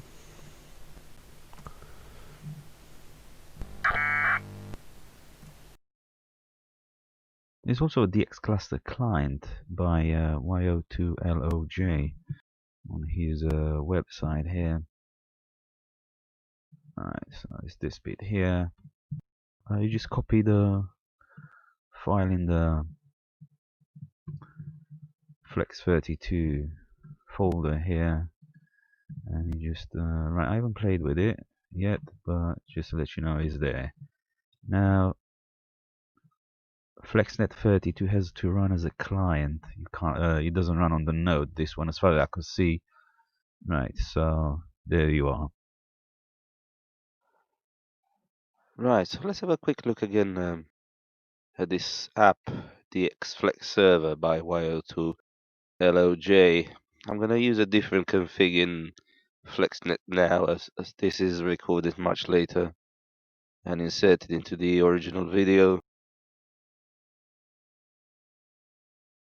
Okay, I'm using Windows 7 64-bit, so I've got to run as an admin. Right, I'm using a different call sign on my kid's call sign. That's the loop here. And I've set up another AX IP UDP port on channel 3, UDP port 97 with the destination 98. I'm gonna connect to a BPQ 32 node on the same computer. It's all gonna be run locally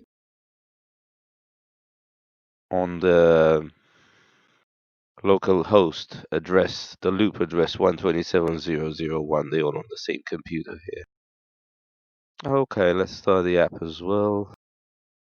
Great. So this little app, what it does is sniffs the DX cluster packets from the AX25 stack in FlexNet and offers them via port 23 on over a telnet connection, over a telnet server. So let's have a quick look, a little demo here. I'm going to start Paxton as well. Right, so okay, let's clear that out. Okay, we are also going to use DXNet cluster node. It's a node, it's not a client. Right, so let's start that first. DXNet.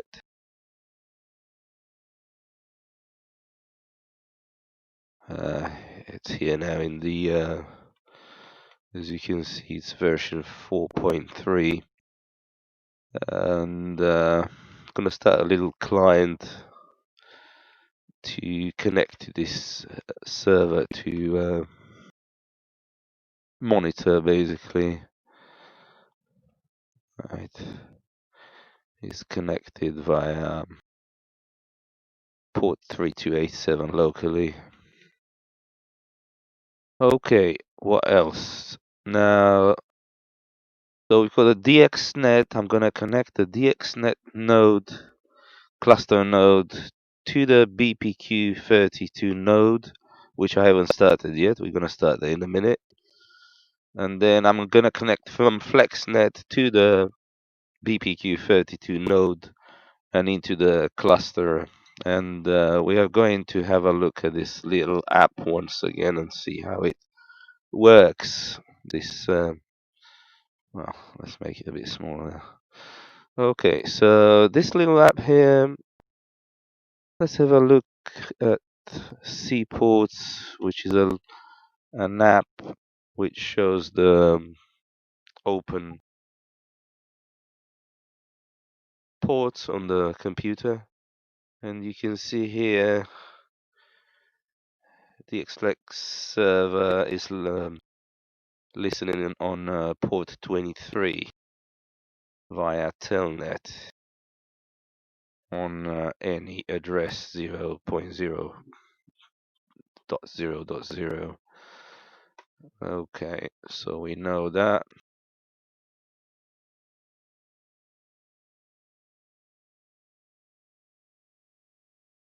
What else?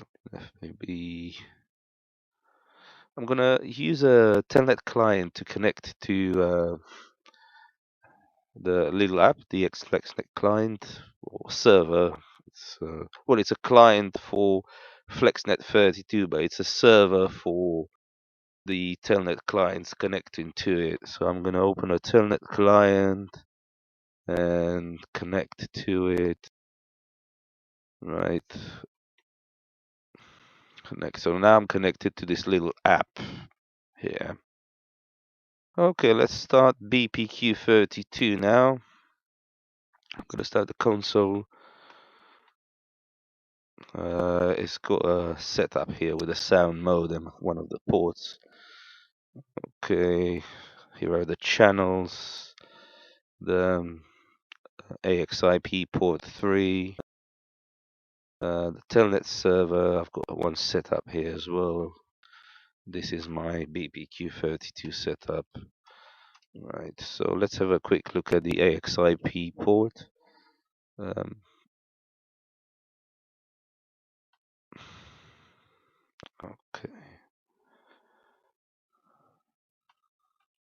I think we've got to be too far down. Right, so it's right here. So it listens to UDP. It's port number 3, listening to UDP 98 on the local address here, as you can see, UDP 97. And then we've got, as we could see a bit earlier, we've got FlexNet32 set up with a port 97 and port 98 as a destination. It's the other way around. Okay, so now BPQ32 is connected to DX cluster node, to the DX cluster via a telnet port, which is a bit further up here. It's probably this one. I can't remember exactly, to be honest with you. I haven't played with this one for some time now. So DX node, DX cluster node, DXNet cluster node is connected to BPQ32 via telnet port, and it is also set up here as a connection. Whoever connects to the node has got an option to connect to this cluster node as well. It's right here, and it's set up at the bottom here somewhere as a telnet connection. Well, let's not waste any time with that now. Let's start the BPQ terminal as well. With BPQ terminal, you just have to press enter to connect to. It says here on the top, connected to switch, connects to the node automatically. If we type question mark, we've got this the usual node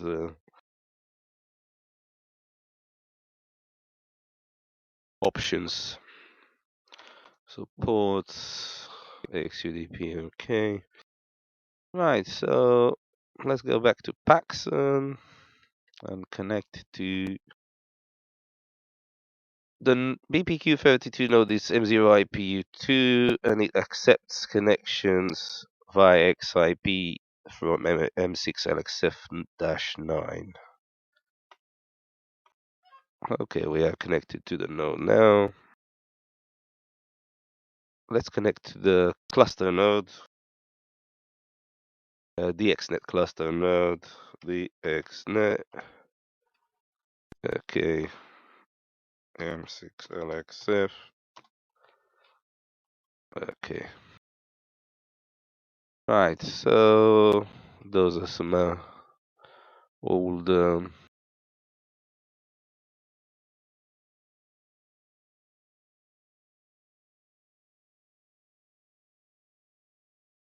it's picked up the question mark and it showed me all the help file of the DXNet cluster node.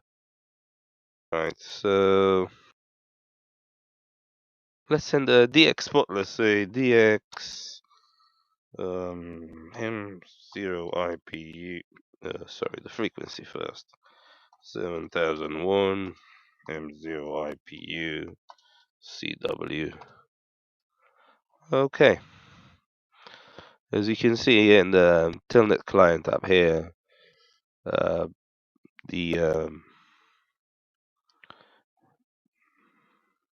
this little app, DX FlexNet client or server, picked up the DX spot frame, and it retransmitted from the FlexNet32 AX25 stack, and it retransmitted it onto the Telnet port 23 to this client connected to it. So it's like connecting to a DX cluster, let's say. Let's type another DX. Right, DXNet has got a problem. The node, it won't accept the 5 megs spots, basically. It only accepts spots up to 4 megs. I think it's the 80-meter band or 75-meter band in USA. Even if you go through the settings there is a config file for the frequencies and stuff. It still won't accept. It won't display and it won't accept 5 megs. Okay. Right, yeah, it's come up here again. Okay, so that's pretty much it about this little app here. It's good we had a look through the BPQ as well and all the other stuff. A quick look. I'm planning to do a tutorial on BPQ32, at least a startup there. Okay, actually, let's send the DX spot directly from the DXNet node monitor window console. As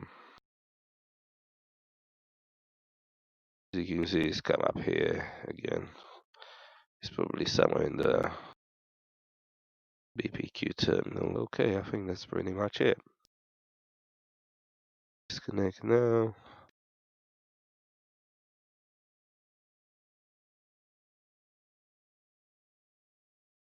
Connected. What else? Right.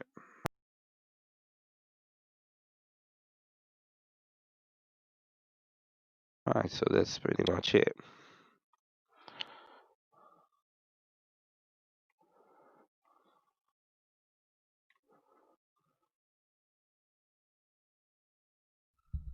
Six-pack is a KISS replacement and can be written on an EPROM and installed in a TNC, a TNC2 clone, like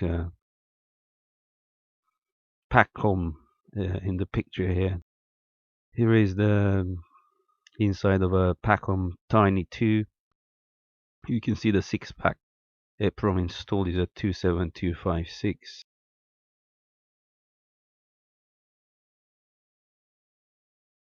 Right, here is a close-up.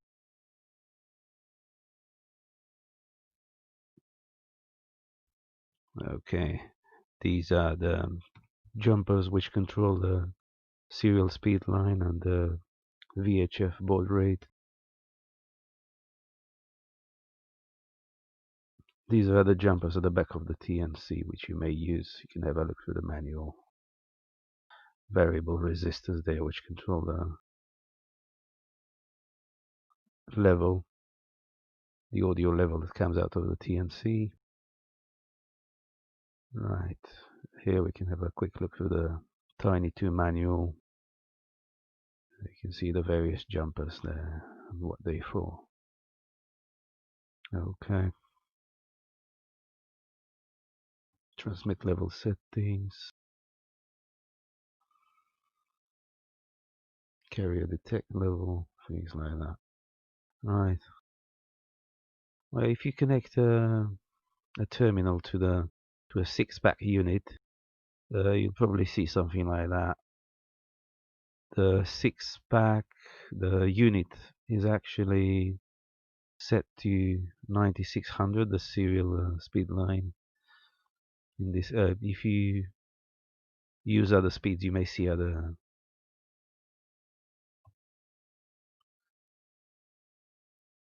symbols here on the screen. Okay, I'm gonna come out of that now. Let's start FlexNet32. I'm in a different setup now on a Windows 7. Started as an administrator. I've recorded this much later after the FlexNet, and the rest of the FlexNet video. You can see it's COM port 2. You can only choose to up to COM port 4 here. Baud rate is 9600. Okay, so now it's online. The question mark disappears, so we're connected to the unit. I'm connecting a little HT Baofeng to the TNC now. As you can see, the squelch level is 1. We can't use unsquelched on a Tiny 2 unless some modification is done on the unit. It has to be a squelch there as far as I've tested. I haven't tested it much, but you can see I've printed little stickers there with various information, so I know what this unit is about. Okay, let's start the camera now. It's adjusting actually. It's already been started.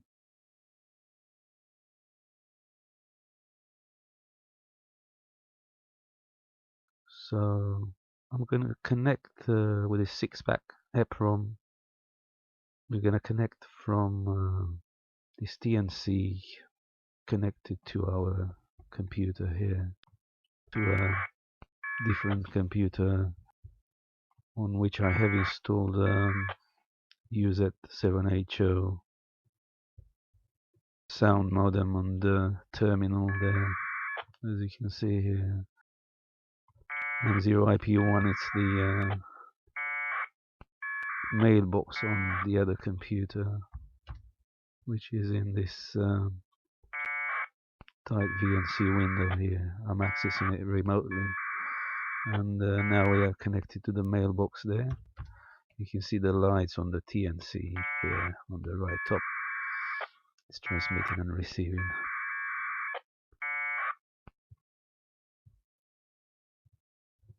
Now I'm initiating a second connection from the remote computer to our FlexNet computer on channel 2 here, and also here it comes on channel 2. As you can see, channel 1 is M0IP1, which is a mailbox. Channel 2 is M0IP.